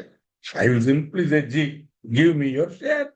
Because if you give that money to me, what will I do? I will go stupidly put it in mutual fund or post office saving. Whereas with Mukesh Ambani, that money is going to multiply. See, why I am telling this to you now? See, this is how you have to think. Think about it. Mukesh is such a businessman. Yeah. I can't do that type of business. I'm an ordinary chartered accountant. BCom, MS, FCA, FCS, all C's. I have at least 6 qualifications after my name. But can I do business and earn money like Mukesh Ambani? You tell me. I can read balance sheet. I can read income tax. I can guide. Yes. But business is business. Huh? So that guy knows how to make. This is the whole concept of company law. Ma. Idea is, people like me who cannot do business, we have some surplus earnings. That where will I put? Yeah, I don't know what to do. So I give it to Mukesh. Mukesh, he knows how to handle it. I'm happy. This confidence, if I have in the management of the company, the entire market system works. But if fraudulent managements like Ramalinga Raju and others come and they create network of fraud, then the market itself becomes bad. You understand? I'm using Mukesh as one example. The same you can do Ratan Tata. You can tell, I can give you off and 100 very senior entrepreneurs, each one of whom I give the money and be safe. Maruti Suzuki Limited. I don't know who's the MD who runs it, but happy. 1,200 rupees has today become 13,000 rupees. Happy. Dividend also is giving. Every year getting some dividend. Share price goes up. Happy. Okay. So what I'm not trying to say anything. I'm only saying, if you understand this secret, no, your role as a finance professional in an organization will be enhanced. Okay. Payment of dividend in cash includes payment by check or warrant or in any electronic mode. Right. Now, this is a related question. What I will do, I will finish this and then come to a logical stop. With your permission, we'll have a small break after this. The directors of East West Limited proposed a dividend at 15% of equity shares for 17-18. The same was approved in the annual general body meeting held on 24th October 2018. Do you notice this AGM is being held beyond 30th September? It can be held with the permission of all that you study in management and administration. 30th September is the latest date by which normally the AGM should be held. But there are other rules, don't worry. Company, enough confusion is there in that. But once you decipher the 3 basic rules now and simultaneously apply them, you will have no problem. Okay. So 24th October 2018. The company announced 28th September 2018 as a record date. See, this record date is a date. On that date, whosoever name is there in my members register will be entitled to dividend. So, if you have purchased the shares, your name should come in the register of members on or before 28th September. That is the record date. Such record dates will be announced for bonus issue, rights issue, everything. Now, Mr. Binoy was the holder of 2,000 equity shares on 31st March 2018. Binay or whatever. On 31st March 2018. But he transferred the shares to Mr. Mohan, whose name has been registered on 18th June 2018. So Binay sold. Mohan got it registered 18th June 2018. Who will be entitled to the above dividend? Dividend is declared on 24th October 2018. Record date 28th September. Mohan is there on that day. Is there any doubt? 2 marks here. 2 marks. Just like that, institute in its magnanimity and a sense of munificence decided, let's give 2 marks to these children. Let them take it. Okay. Think about it. 2 marks, just like that, the institute is saying, take it, yeah, chal, come on, take it. I mean, in those days, I used to call this jujubi. I should get 2 on 2, yeah, for this. According to section 123, dividend shall be paid by the company only to the registered holder. Record date is the date announced by the company for determining entitlement. All those persons whose name is included in the register on that date shall be entitled to dividend. In the instant case, as on the date announced by the company, Mr. Mohan's name is present in the register. Mr. Binoy's name is not present therein. Therefore, the dividend should be paid to Mr. Mohan, who is the registered shareholder. See, in those, this is open and shut mark. 2 marks straight away. I seriously don't know why such question was asked. They repeated, or instead of calling it jujubi, you can call it laddu. Whatever you call it, it is ready-made. Get 2 marks straight away, take it and go enjoy. Okay. Now, you might think that I'm a little unconventional in the way I explain. But think about it. In the exam, if I see these 2 marks, I will say hallelujah and I will start writing. 2 marks straight away in my pocket. So think about it. It's like keeping a small duck and taking 2 runs. Yeah. That bowler gave it to me in my hand. I just swing it and a square can touch it. This goes that may not go to boundary. By then the fielder will come and catch it. That's what he's paid for. But in the meantime, I'll make 2 marks. Yeah, 2 runs. Yeah. You got my point?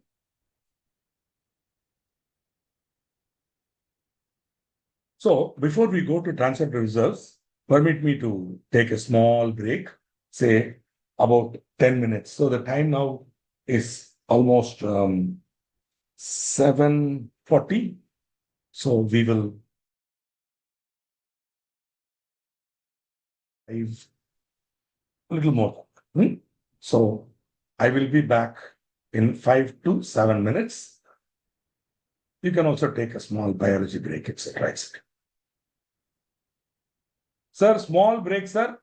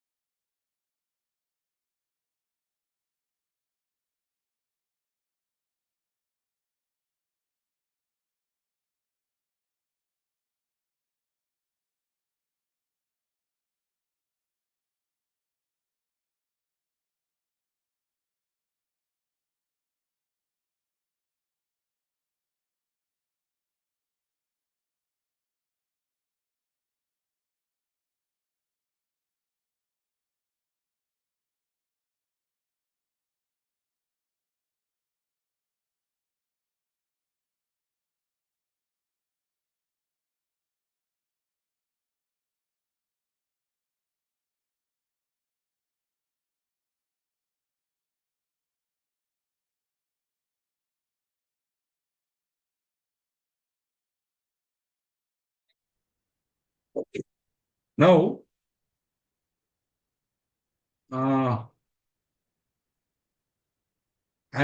there are two things. One, there are people who are putting it in the query pad. I'm also able to see that people are putting up in the chat box. So let me quickly go through the chat box, and if any questions are there, I'll answer it. So we have a student. I'm not able to see the name. It just says Mr. M.A. He says, good to see you after a very long time. Thank you. I'm looking forward to a good session. So a lot of people from there. Kush Mehra wants to know, I think, what is a blue chip company? Basically, blue chip company is one which is 5 criteria, they say. It has been existing for a long time. It has never made losses, always profit. Even in year of difficulty, low profit, but profit. It has always declared dividends, consistent dividend declaring, low debt, low debt. Lastly, perennial business model. This is the real secret. That is, their business is such that it will never go out of fashion, or there will never be a recession. They are all recession-proofed businesses. Example, FMCG, fast-moving consumer goods. Automobile sector, not all. If one or two more, the brand is there, that white goods. In those days, they were. All these are blue chip examples. Rarely you will find a cyclical industry company being in blue chip. Rarely, with rare exceptions like Gujarat Ambuja, cement is a cyclical industry. Still, the good companies are there. See, Gujarat Ambuja used to be called the Infosys of cement industry. Therefore, Infosys is an ultimate blue chip. Though it is in service industry, Infosys will satisfy all these criteria. Okay, in software, rather in IT industry. There are such easily you can identify 500 such companies in order. You'll find some good banks are there, blue chip banks, State Bank of India, HDFC, they are there. Okay, so these are blue chip companies. In fact, if you have further doubt, you go to any mutual fund which is called blue chip fund, value fund or blue chip fund. You will find the blue chip companies are invested. Okay. That will give a good idea as what is a blue chip. My own portfolio, which I built from 2009, 2002 onwards, I built a portfolio, my retirement portfolio. Say, I'm a practicing chartered accountant, no PF, no ESI, nothing. Okay, who will protect me if I become Buddha? Okay, so nothing. So I have to create my own retirement fund. So that retirement fund portfolio has only blue chips, which I bought at dead cheap rates whenever the market went down, and they went up again. Okay. Good. So that is blue chip company. So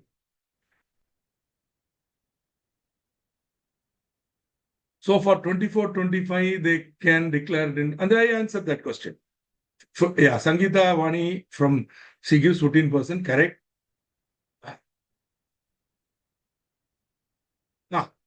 See, Mr. Priyansh is asking a very nice and interesting question. He says in foundation, he was told that at the intermediate level, section is mandatory.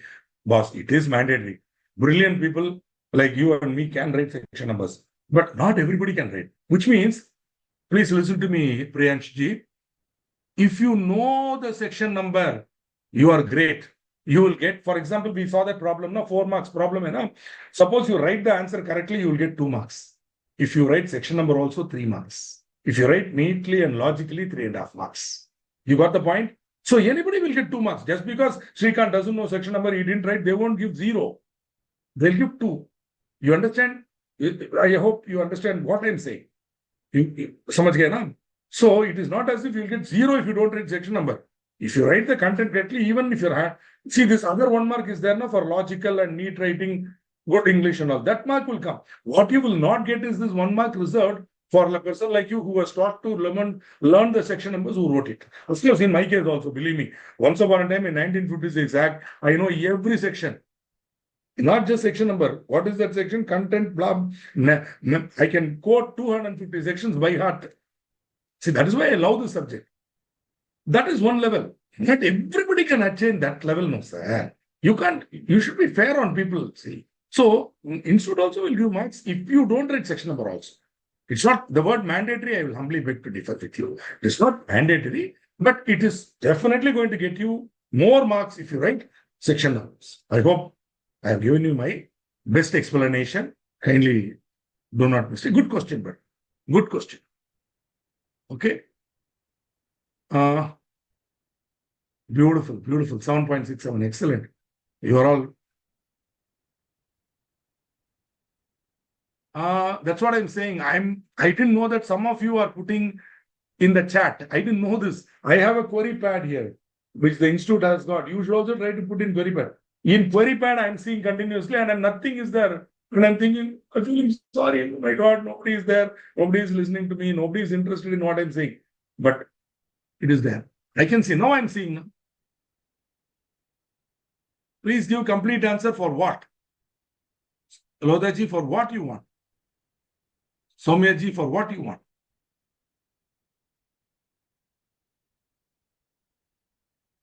Yeah. Okay. Beautiful. You are all giving good answers. Now onwards, I'll see once I give a problem, I'll see. Okay. You can. So now onwards, we'll use both chat box and query pad. Absolutely no problem. Let's do that. And coming back to this. Beautiful. I am very happy. And one more question is there in Niharika Gauri. Is it possible for ICAI to release the MCQ paper and suggested answer immediately? Oh, this is a query pertaining to the boss team. Maybe they will react to this. I would not answer to this. Okay. Reshma wants a WhatsApp link. What do you mean my WhatsApp number, is it? Normally, I don't share it, but I'll tell you one secret. You search in LinkedIn for Srikanth Sridharan. Srikanth, my name, Srikanth, Sridharan, Srwdharan, my father. And in South India, we don't have surnames like, so we have only father name, Tarawad, and stuff like that. So my name is Srikanth. My father's name is Sridharan, SRWE. He is also a member of our institute. 673 number. Okay. Oh, sorry, 4064 number. I am 26588. Okay. My father's membership number is 4064. Okay. So, so you go to LinkedIn and search, you will find my photos and all be there. There you send a message, I'll send you my WhatsApp. Do that much homework. Directly, I won't give you my WhatsApp link. The problem is there, I tell you. You are from southern region, you will know. Some people will call at night, midnight, and they will say, I want to ask any doubts, sir. You ask, I am a teacher, you tell. Then they will say, sir, your name is Das or Lala Das. That I want. So now we come to transfer to reserve. So from now on, I will also check the chat. But don't expect me to check it continuously. And thank you, Anubhav Malikji from the Eastern region for giving me this nice comment, which I appreciate and look forward to this. Okay. Good shot. Thank you, Anubhav. Thank you very much. So coming to the point. First of all, transfer to reserves is more of a safety and security thing. By transferring something to reserve, you are not in any way keeping money aside. Money is distributed on the asset side in various assets. But on the liability side, you are creating one earmarked item and saying general reserve. And saying general reserve 40 lakhs. That means what? Out of the earlier profits, we have set aside 40 lakhs. Where is that 40 lakhs? It may not be invested. Obviously, now why would Mukesh Ambani invest in some other company? He will invest in his own company. So that 40 lakhs is invested in fixed assets, current assets. Am I correct? So in those cases, but then we know that 40. So why are we doing it? By transferring the profits to reserve, in a way, we are delaying the use for dividend. Suppose the amount is in the P&L account without transfer to reserve. Anytime I can declare dividend out of that. I repeat, Karuna. If it is in P&L account balance, P&L balance, any time I can declare dividend. But suppose I transfer to reserves, then there is a condition, control on declaration of dividend. So in a way, it is like ourselves, we are putting control on our dividend behavior. You're saying, let me push it. Let me not use it. Like that. Okay. Sometimes, when I have surplus money, I give it to my wife. She will keep it. It is not as if she will use it or anything like that. But she will keep it in her account or she will control it. Why? Because if I want to do some nonsense spending, I don't have that money with me. It's a prudence, conservatism. So like that, you transfer profits to reserves. But there is no rule or there is no legal compulsion to the company or the directors, you should transfer to reserve. No. Compulsory transfer of reserve is not there. Earlier, there was provision for it under the old law, which was unnecessarily complicated. Now it is not there. Company is free to transfer any portion of its profits to reserves as it may deem fit. It may also decide not to transfer any amount to reserves. Friends, you know one more thing. This topic and the next two topics, if you know well in company law, to a great extent, you can skip auditing to an extent. The core part of this topic in auditing, you will skip because you know it. Only the auditing related points you will learn there. So the basic provisions of the companies circulating to accounting auditing, if you know, there also they will ask, which means what? One stone, two mango. You study now, you can use it for auditing also. And some of the other topics you studied in share capital and dividend, you can use it again in accounting or whatever, financial report. So that way, if you prepare, you will find your effective, your time saving. But if you're going to study auditing, again, company laws, no. You should know where there's overlap and do common revision. When I studied for my final, I never used to study in auditing. I will never study company law because already I'm too good in company law. Why should I bother? So there in auditing, if I get a company law related question, I will blast it because I know it, like that. Another beauty is if you want to remember section numbers, सिर्फ 123 है, इसमें subsections है. So you need to remember not just 123. You need to remember 123 subsection 4, subsection 3 like that. Is it worth? I humbly suggest no. But if you remember 123 and can you write it, that will be great. Even that is good enough. According to section 123. At least you are telling the examiner that you know section 123 relates to declaration of dividend. Okay. Exact subsection should I write? Seriously. Okay. This is my view. Of course, knowing section number is definitely filling. If you do that, the examiner will be deeply impressed. No doubts about it. And see, the way he will evaluate your paper will go up by 20% scale straight away. The first question is you giving section numbers like that? His opinion about you will change. Oh, wow, great, yeah, section, wow. And that wow effect will go on for at least another 4 answers. Thereafter, the SEBI and all will come and my color will be known. At that time also, you will say, Chalo, Amara bhai, let us help him. And he'll give marks there also. So that overall run rate will be still maintained. Of course, boundaries and sixes in the first 5. Balance, at least I'll do Doka and get 2. I'll get 1 boundary finally. So my score will be high. Okay, I'm giving this cricket metaphor to help you to relate to this point. Okay, think like that. The exam itself becomes an exciting event now when you are a batsman and the paper setter is the bowler. Come on. First ball, second ball. So like that, you should play. Then automatically it becomes an exciting contest between you and the paper setter. We'll see you paper setter versus me. Let us see who's better. Yeah, like that. So, YZ Limited is a manufacturing company and has proposed a dividend of 10% out of the current year. The company has earned a profit of 910 crores during 2017-18. YZ Limited does not intend to transfer any reserves. Is YZ Limited allowed to do so? 3 marks. You don't underestimate. Don't say, sir, don't waste my time giving 3 mark questions, sir. I will answer all these 3 mark, 2 mark questions only more because for 3 marks, he'll give you 2.5. Yeah. Whereas if you write a 6 mark, full 6 mark question, he may not give you more than 4. You understand? So sometimes even there you can get, that's what I'm giving you the method. Step by step.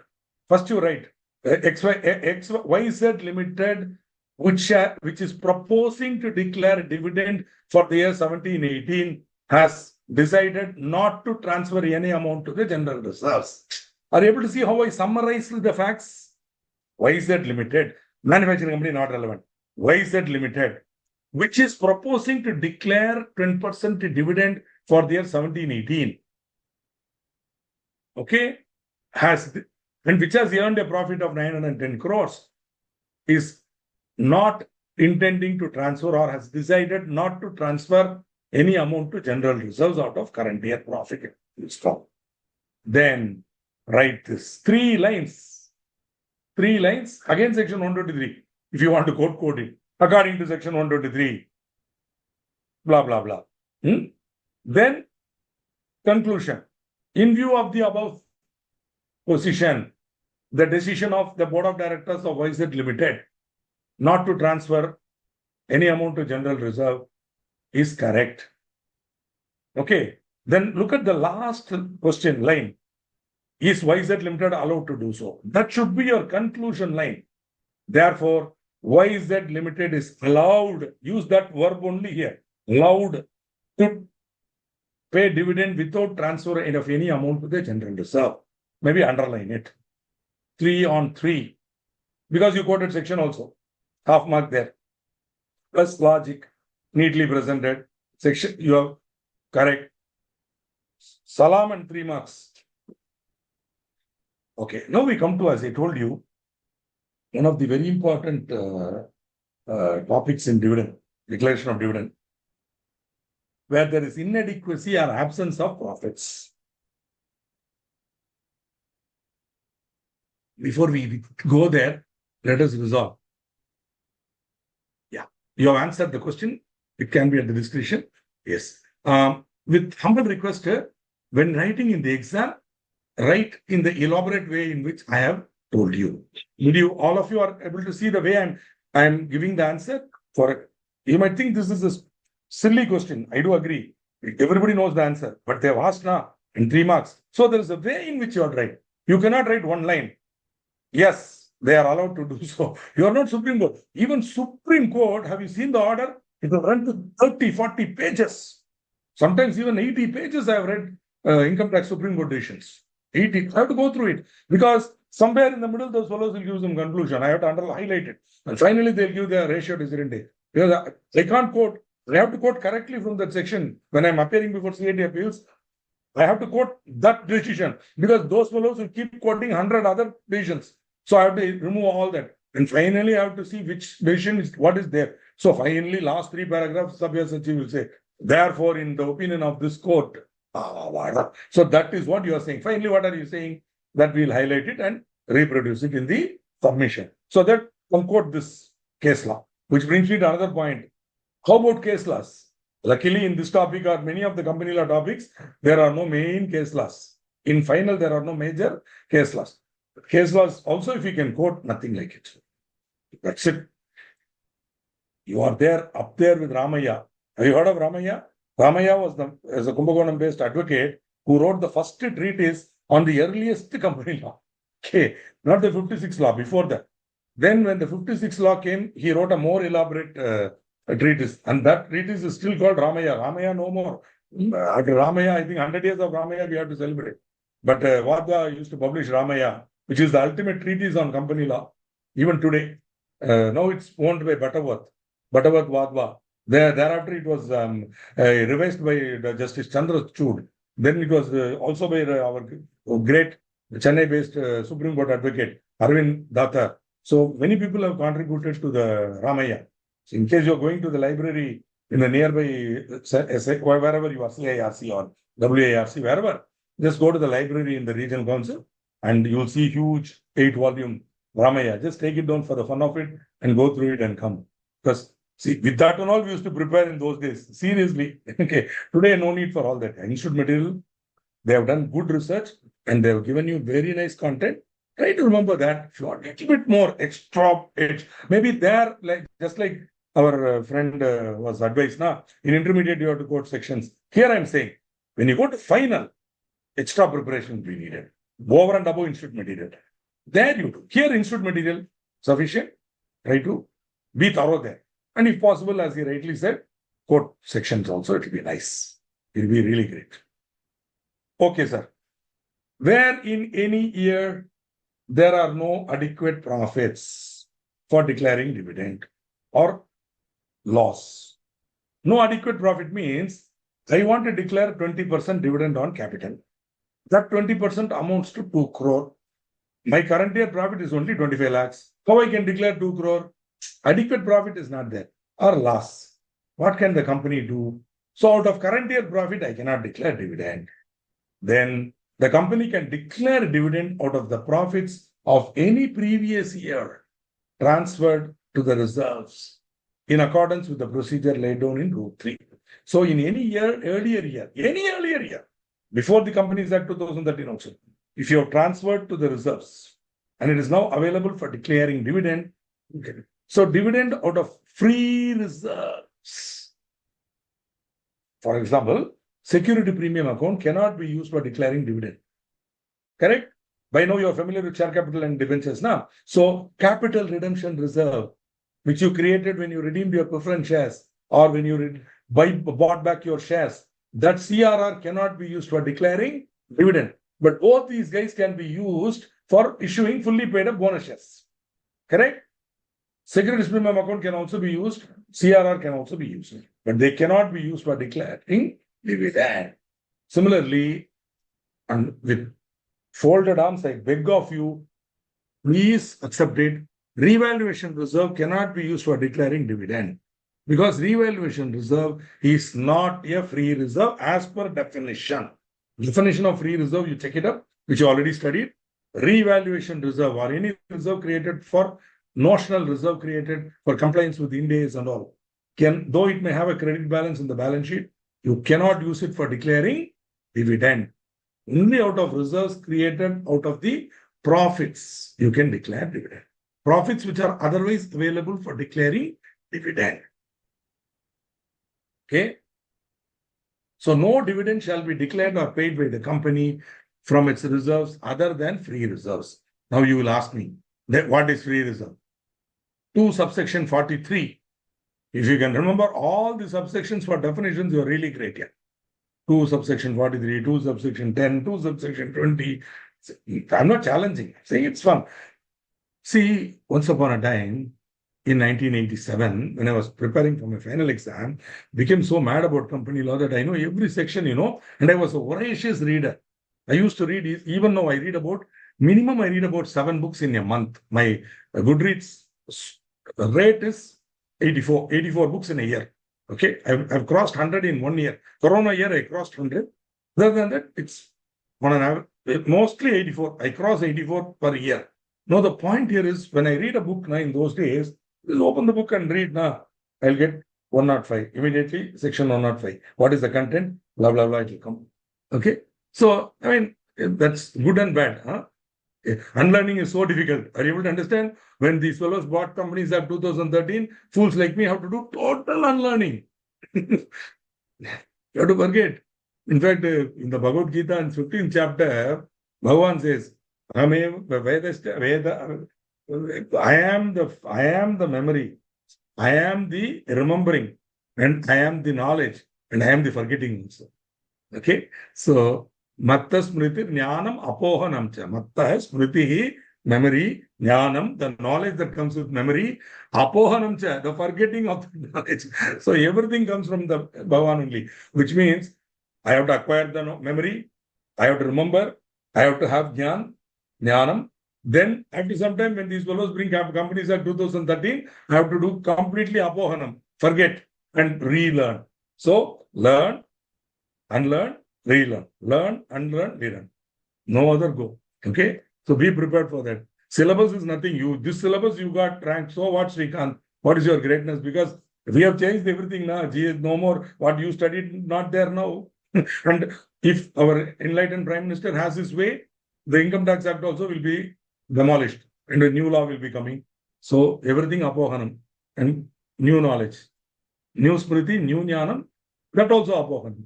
Okay. This also is the transitory nature of existence. So no dividend shall be declared or paid by a company from its reserves other than free reserves. What is free reserve? Free reserves means such reserves which as per the latest audited balance sheet are available for distribution as dividend. Okay, so general reserve is there. Dividend equalization reserve you can take. The following shall not be treated as free reserves. Any amount representing unrealized gain, notional gain, or revaluation of assets, whether shown as a reserve or otherwise. Got it? Why I warn you know, when you get into corporate employment, or as unfortunately like me in practice, some brilliant fellow professional will come, not our institute, some other institute, they will come and they will foolishly stand up in the boardroom, tell the MD, sir, we can declare dividend out of revaluation reserve. Boss, you cannot do it. Now those fellows cannot open their mouth because their law itself is very clearly telling. Now, once this law came, now I called up this, hey, read your own law, man. Very clearly, he says revaluation reserve cannot be used. So along how much Golmaal you did? You took revaluation reserve, allotted shares, then gave it as promoter's contribution, used that as promoter's contribution, went for public issue. How many times you did it? Now you can't do all that. Your own law says no. When I say your own law, the law which gave existence, the Ministry of Corporate Affairs, they are telling it cannot be done. Earlier, only SEBI used to say. MCA, or at that time, where is the MCA? Only DCA, Department of Company Affairs, in the Ministry of Law and Justice. They never bothered to talk about it.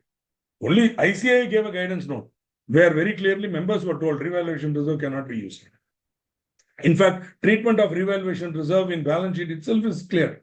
That is, see, the revaluation reserve is credited. To that extent, fixed assets is increased. So the fixed assets consist of two portions. One portion है revalued portion. दूसरा है original WDV, original cost minus depreciation. So दोनों है ना. Now, when I am providing for depreciation at the end of the year, there are two portions, two components now. Depreciation calculated under Schedule 2 for the WDV, on the WDV or on the original cost. That is P&L account, debit, claim, etc.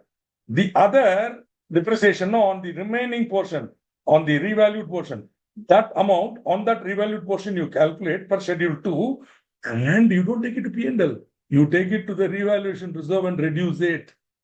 So that at the end of the useful life, the revaluation reserve will become zero. So if that is the case, you need that revaluation reserve. Now, how you can use it for declaring dividend, brother? Sorry.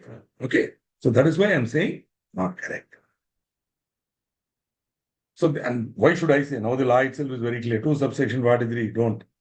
You might ask me, why are you getting so excited, sir? Because in 1997, how much Golmaal they did in IPO with this revaluation reserve? Because at that time, SEBI had not revised the guidelines. SEBI itself was vague. Companies Act, nothing. Institute guidelines are binding on me as a member. Whereas the board of directors and the CFO, who is a member but in service, they will argue with me saying, Mr. Srikanth, it is not binding on us. It is binding on you, me. We, member of the institute, is binding on you. That guidance note is not binding on us. I'll say, okay, what are you going to do? We are going to declare, we are going to issue bonuses. I'll qualify. They'll say, go ahead and qualify. Who reads your qualification? Seriously. Even SEBI. Then SEBI started seeing this nonsense. Then they amended the guideline, SEBI guideline, very clearly saying that happened in 1997. SEBI guideline got amended. They said, no, you cannot convert revaluation reserve into promoter's contribution. Check it out. You read when you come to final, you'll read the LODR. No? There you will see that. And that with that, gone. All this malpractices stopped. Okay. So, and in fact, I qualified 3 balance sheets. Why should I not? Because I will get in trouble here. So I qualified. Because I'm bound by my institute guidance board. And why one institute guidance board? Common sense, I'm bound. I will not allow it. I'll qualify it. Okay. In fact that institute has a guidance board, I'm happy. That's all. Any change in carrying amount of an asset or of a liability recognized in equity, including surplus in P&L account on measurement of the asset or liability at fair value. Usually we measure assets or liabilities at fair value for compliance with Ind AS. When we do that, we artificially raise or reduce for the purpose of compliance with the appropriate Ind AS. Therefore, that amount cannot be used for declaring dividend. It is not a free reserve. Okay. Now, we move to the 3 conditions. The following conditions are to be satisfied simultaneously before dividend can be declared out of reserves. Right? First condition, See what you are going to do. You are going to declare dividend out of reserves, free reserves. Before you can do that, first, the rate of dividend you are going to declare, the rate of dividend should be less than or equal to the average rate of dividend declared during the immediately preceding 3 years. Instead of writing this in full line, I have given a formula. The rate of dividend should be less than or equal to the average rate of dividend declared during the immediately preceding 3 years. So rate of dividend less than or equal to RD1 plus RD2 plus RD3 by 3, where RD1, RD2 and RD3 are the rates at which dividend was declared by the company in the immediately preceding 3 years. Now, when we were discussing interim dividend, I asked one question, no, suppose in 1 year I have not declared dividend, what to do? I showed you one formula there. Na? That formula won't apply here. Kyun? Because this condition shall not apply. Means condition 1 itself will not apply if the company has not declared any dividend in each of the 3 financial years. So if you have not declared there is no RD1 or RD2 or RD3 or nothing, then straight away ignore condition 1, move to condition. Are you able to understand the difference here and there? Their situation is not there. Whereas here it is there. Got it? See, this is rule 3 of the company's declaration and payment of dividend rules. So if you want to write section number, you have to write rule 3 of the company's declaration and payment of dividend rules 2015. Rule 3. So in rule 3, you have this condition, you have this exemption. But in section 123, you don't have for interim dividend. Okay. Condition 2, quantum of to be drawn. The total amount that can be drawn from accumulated profit. So rate of dividend was determined. You got the rate. Now, I have to draw for payment, dividend. That amount, the quantum is to be less than or equal to 10% of the PC plus FR, paid up capital plus free reserves. You must be familiar with this abbreviation, PC plus FR. Because in buyback, you would have used it frequently. 25% of PC plus FR, 10% of PC plus FR. So PC plus FR is very, very important. Paid up capital plus free. Paid up capital includes preference capital. Please, yaad rakh dijiye bhai. Paid up capital includes preference capital, not only equity. I got it? Free reserve definition we saw. The amount so drawn shall first be utilized to set off the losses incurred in the financial year in which dividend is declared, and only thereafter any dividend in respect of equity share shall be declared. Lastly, this is possibly where you have to concentrate. The balance of reserves after such withdrawal. See, for the purpose of declaring dividend, I'm going to withdraw money, whatever amount, 5 lakhs, 10 lakhs, 15 lakhs, whatever. After I reduce it from the reserves, from where I am declaring dividend? From the reserves. So, when I reduce it from the reserves, there will be balance reserve, original reserve minus drawal for dividend, balance, that balance should not fall below 15%.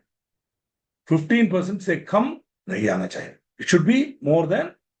So the balance of reserve should not fall below 15% of paid up capital. So whatever is the paid up capital, you calculate 15%. Keep in one side. See the total reserve before declaring dividend minus amount used for declaring dividend. What is the balance? That amount should be more than 15%. Okay. So first calculate 15% of PC, paid up capital. Then see the balance of reserves. So balance of reserves should be more than 15% of paid up share capital. I have done my best to explain this, but still, if you think you need more inputs, I will. An example would also help you to understand this better. So, maybe in case we have to move a little later, we'll take another 5 minutes to close this topic. So, or maybe more than that. Whatever time it takes to finish this topic. So tomorrow, in the next class, we'll take up the balance and finish it off. Okay. A company has a paid up capital of 200 lakhs and accumulated reserves of 240 lakhs. Okay. Assume that all the reserves are free. Loss for, if nothing is stated, you can make that assumption. In any problem or problem means company law problem. If nothing is stated, you can make that assumption. When something is stated, you can't make an assumption. Here, silent. Problem is silent. Then you can assume all the entire reserve is free. Loss for the year is 30 lakhs. Dividend was declared at the following rates during the 3 years immediately. 9, 10, 12. Okay. So what are the first three conditions? Rate, quantum, balance of reserves. Condition 1, rate. Condition 2, quantum. Condition 3, balance of reserves. So first rate should be the average of the dividend declared during the immediately preceding 3 years. So 9 plus 10 plus 12 by 3. I don't actually get a round number. I get 10.3. Therefore, the rate of dividend shall not exceed 10.3. Now, my paid up capital is 200 lakhs. On that, if I declare 10.3% dividend, the dividend comes to 20.6 lakhs. No. So this is the amount I require. This is the amount I require to pay. Now, do I have that type of amount? So the second condition remits the quantum. The amount which can be drawn should not exceed 10% of PC plus FR. Paid up capital 200, FR 240. Assuming all reserves are free, they get 440. 440 got 10% to 44. Now, that amount should be first utilized to set off the losses incurred. Got it? So the current year losses 30 lakhs. So 44 minus 30. I get 14.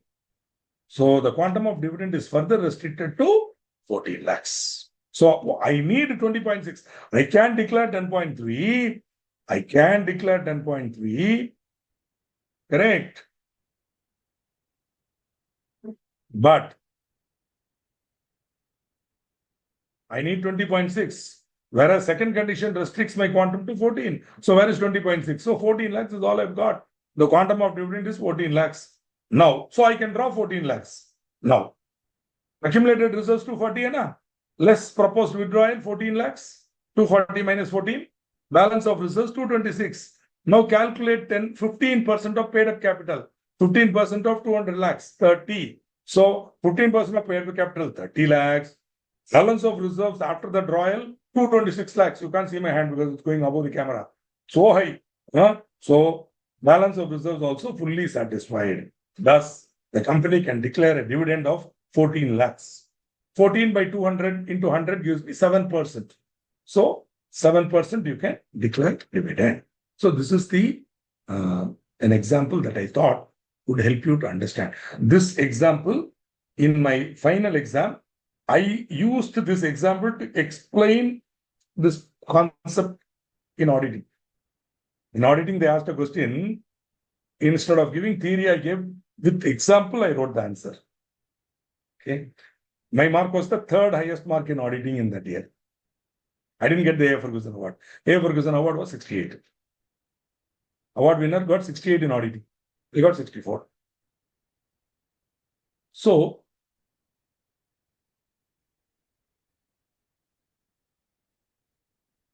fantastic.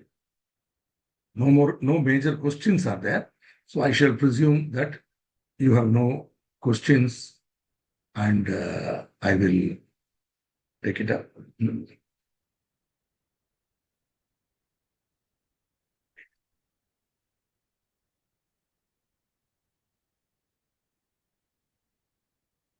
If you have any doubts, you can ask me. I will give 2 minutes time because I think I'll close it today at 8:30 as we originally have to close. Next class, we'll finish it. That's all. We have climbed the mountain. From now on, only theory.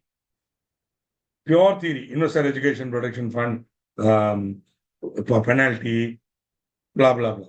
The main, complex content has already happened. I'm sure some of you have doubts. We can.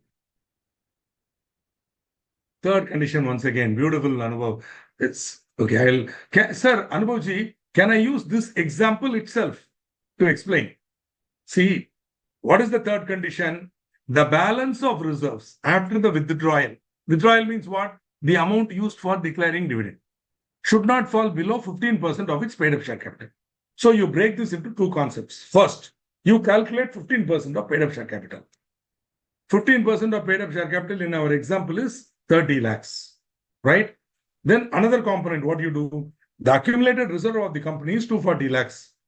From that, you reduce the proposed withdrawal of for declaration of dividend. How much you're going to withdraw? 14 lakhs now. Because though you can declare 20.6, you don't have, the quantum is restricted to 14. So you're going to withdraw 14 now. After you pay that 14 lakhs dividend, what is the balance? Baat kya hai? Okay, iske baad kya hai? 226 lakhs. Okay. This is more than 15% of the paid up capital. Yes or no? 226 is greater than 30. So that is satisfied. Suppose this is less than, no, you can't declare. Or you have to restrict yourself to this. Whatever will ensure that the paid up capital is, the 15% is not, the reserves are not reduced below 15%. That's a little more complicated. Here, balance of reserve condition is satisfied. So, I have explained again. Anubhaji, can you confirm whether you have understood this? Okay. Priyansh is asking a nice question. Why will company revoke dividend after declaration? Once dividend is declared by the shareholders, approved and AGM, nothing can be done. But suppose board of directors has announced interim dividend. Within say 2 to 3 days, they realize that they have made a mistake in the accounts. Foolish fellows. So they find that the profit is not that much.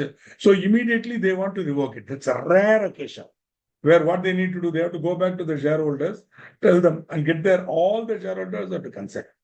That's the profit being wrongly calculated is the only reason. Otherwise, it will never be revoked.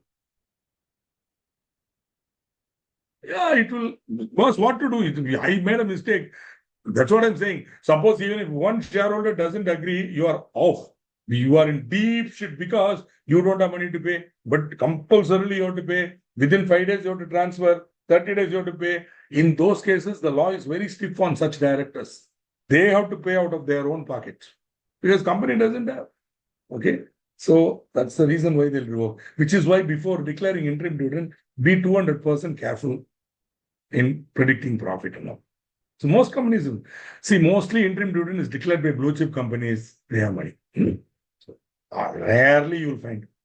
Okay, this is a lot. Such a foolish company managed by foolish director, you should not be a shareholder, is what I will say. Okay, you means Mr. X, whoever is the shareholder. Fantastic. I hope it was relevant and interesting. I would love to, be regular.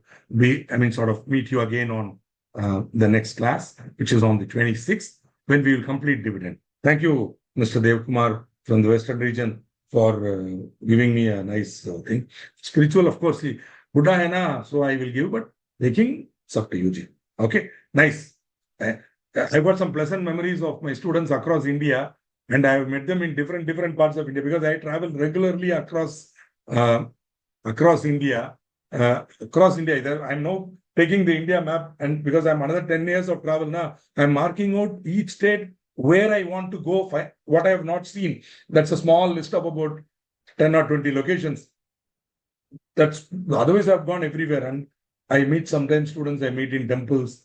Yeah, Rajasthan, yes. Only in Rajasthan, Junjunu, that side, from Jaipur, north side I have not come. South complete. Jaipur, Udaipur, Jodhpur, complete. That belt 3-4 times I've come. And of course, officially I've come many times.